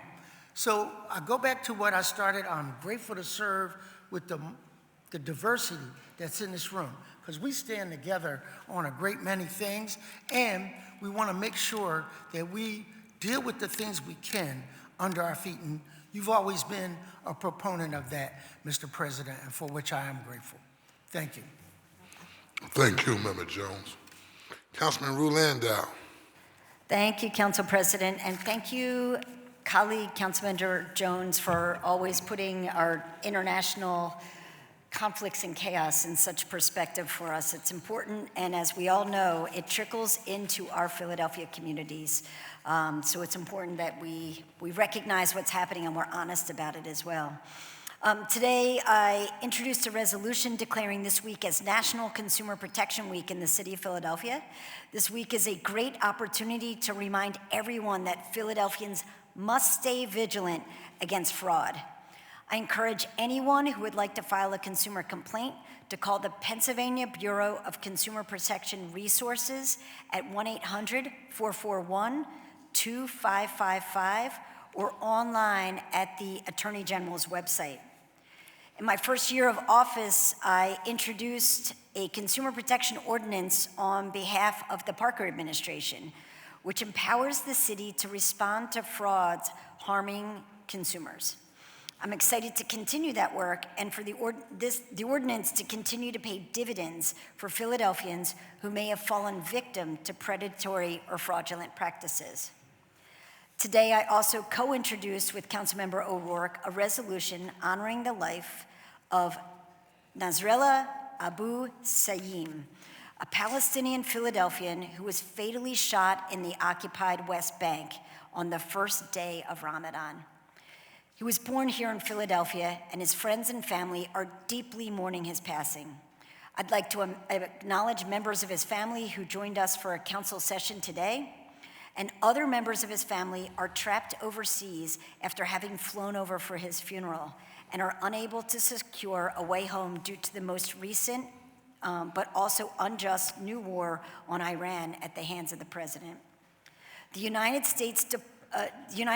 U.S. State Department and the Department of Justice must conduct a full investigation and pursue justice for Nasrallah. Our thoughts are with his family during this difficult time. Thank you very much. Thank you very much. Chair recognizes Councilman Jeffrey J. Young. Thank you, Mr. President. I want to acknowledge that our Ramadan toy drive is still live. We have partnered with the Philly Majlis, Councilman Jones, Chairman Omar Sabir, the Office of Muslim Engagement, and Parks and Rec.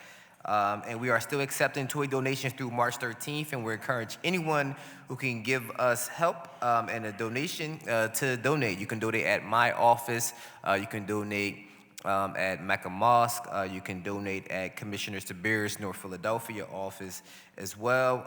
And the donated toys will be distributed at our post-Eid toy giveaway on Saturday, March 21st from 2 p.m. to 4 p.m. at Penrose Recreation Center. And actually in the same spirit of Ramadan, for Read Across America Day, I had the opportunity to read a book called Ramadan Kareem to 3rd and 5th graders at Dunbar Elementary School. And that's the book that they chose democratically. We had a list of books, and each class voted, surprisingly, on the same book to be read, which is Ramadan Kareem. And at Dunbar, right, this is a school that is a part of the school district facilities plan. This school has small class sizes where the students are able to thrive. But the school district wants to disrupt this particular school by sending hundreds of kids from the Ludlow neighborhood to Dunbar for school, which is a mile and a half away, and again, leaving Ludlow without a school in that neighborhood.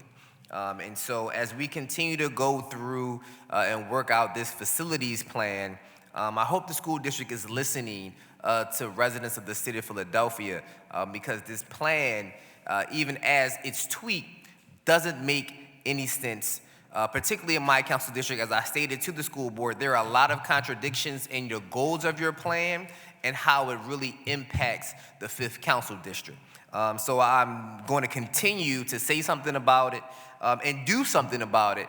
As I know my colleagues, I did introduce a bill that will allow us to impeach school board members. And so that's something I'm going to be talking to you about very, very soon as we move forward with this process. We also today, we introduced legislation.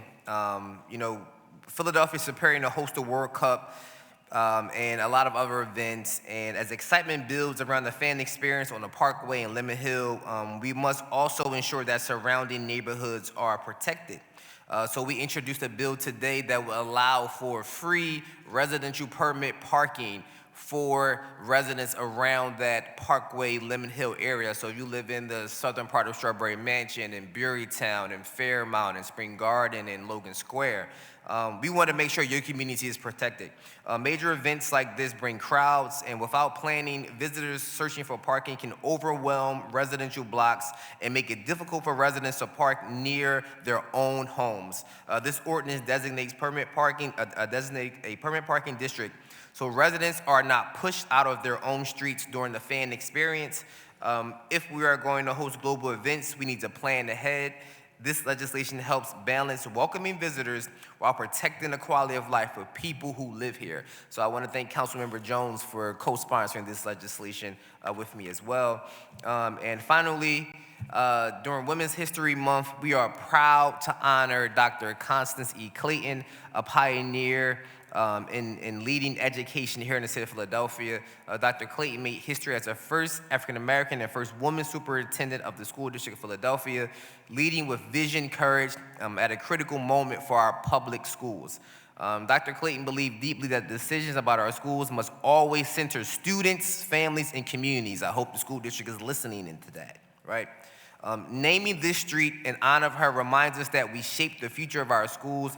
We must do so with transparency, community voice, and a commitment to opportunity for every child. Designating this block as Dr. Constance E. Clayton Way ensures her legacy continues to inspire generations of students, educators, and leaders. And I'm asking all of those who love Dr. Clayton, who want to honor Dr. Clayton, to come out next week to testify as this legislation is on final passage. As you alluded to, Mr. President, I don't think that this current plan would be something that Dr. Clayton would be for. So I hope the school district, again, continues to work with communities, work with members of council to ensure that as this facilities plan rolls out, it's done so with equity, with real equity, right? Because you can't have a goal of increasing college access while closing the schools that send our kids to college. That just doesn't make any sense. And so I hope we continue to work through this plan so it becomes a better school district of Philadelphia, again, where only 70% of our fourth graders are able to read at grade level. How does this plan address that? Thank you, Mr. President. Thank you very much. Chair recognizes Majority Deputy Whip, Councilman Cindy Bass. Thank you, Mr. President. And speaking about education, following up on my colleagues' comments, I'm looking forward to supporting the resolution on the renaming for Dr. Constance Clayton, who was a neighbor and lived in the same area as myself and Councilmember Ahmad, and was just so highly regarded and respected. So I'm looking forward to supporting your resolution. And also, I wanted to, I would like the record to reflect that the students who joined us today from PTTI, they were specific students from the START program, which is Skilled Technical and Rehabilitation Training. This program provides structured Saturday programming focused on work readiness, personal development, and support for court-involved youth as they transition back into their communities.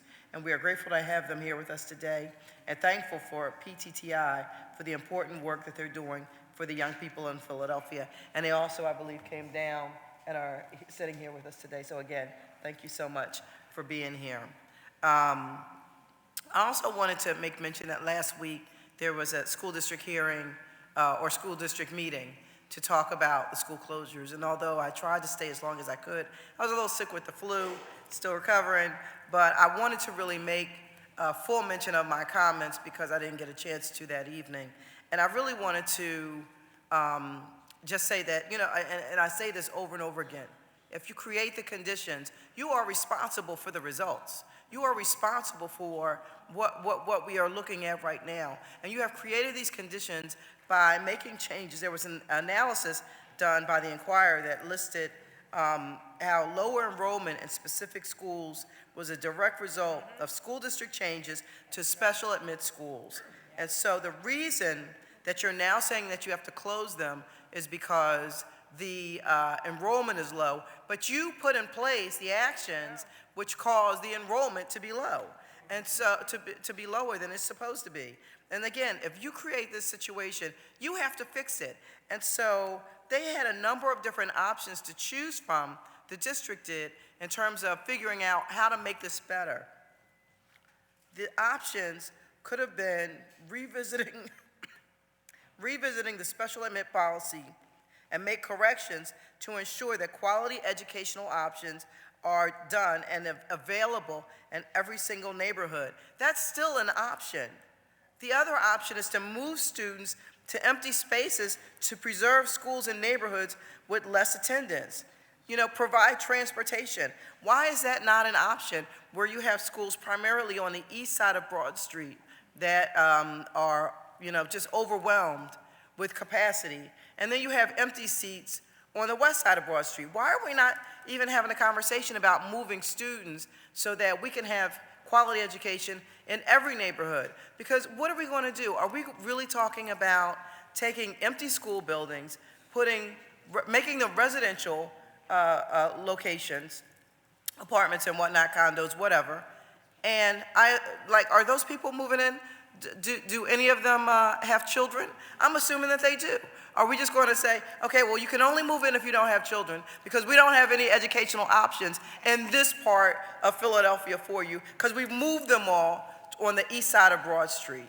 And so, you know, we have to be really thoughtful about what we're talking about. You cannot take away these options. And then when these neighborhoods come back, bounce back, grow back, thrive, you know, with families, where are those children going to go to school if we keep making these kinds of decisions?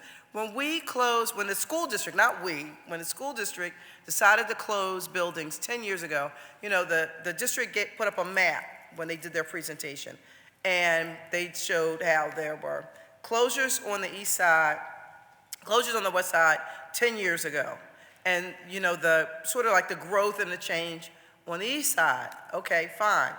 Now you're coming back and saying we're making these additional changes, but you never went back and fixed the changes and the resulting damage that was done and the trauma that was done from the changes that happened from the closures 10 years ago. And, you know, Dr. Wadlington said, well, when you drop out of school, that's a life decision, because if you drop out, there's a likelihood that you don't have the same life expectancy. Well, from his own words, you know, we know that when we close schools, you lose students. During COVID, we know that we lost some of our students that we couldn't account for. We don't know what happened to them. They just sort of dropped out of sight. And the district doesn't know what happened to them. And the same thing when we did those closures 10 years ago. Some of those students dropped out. So the district is making those life-impacting decisions for our young people and who are going to be traumatized by these changes and closures. So, you know, I have a lot to say about it, but I just wanted to drop that for right now because there's a lot more that I think we can do and could be done to keep our schools open. Those schools don't have to be closed. That's the easy solution. You know, that's the easy thing to do. But the important and the hard work behind it means that we need to go back to the drawing board, look at what was done 10 years ago, and make the corrections rather than just closing those schools as the option. So thank you, Mr. President. Lazy decision. Thank you. Lazy, yes. Member Bass, very well said.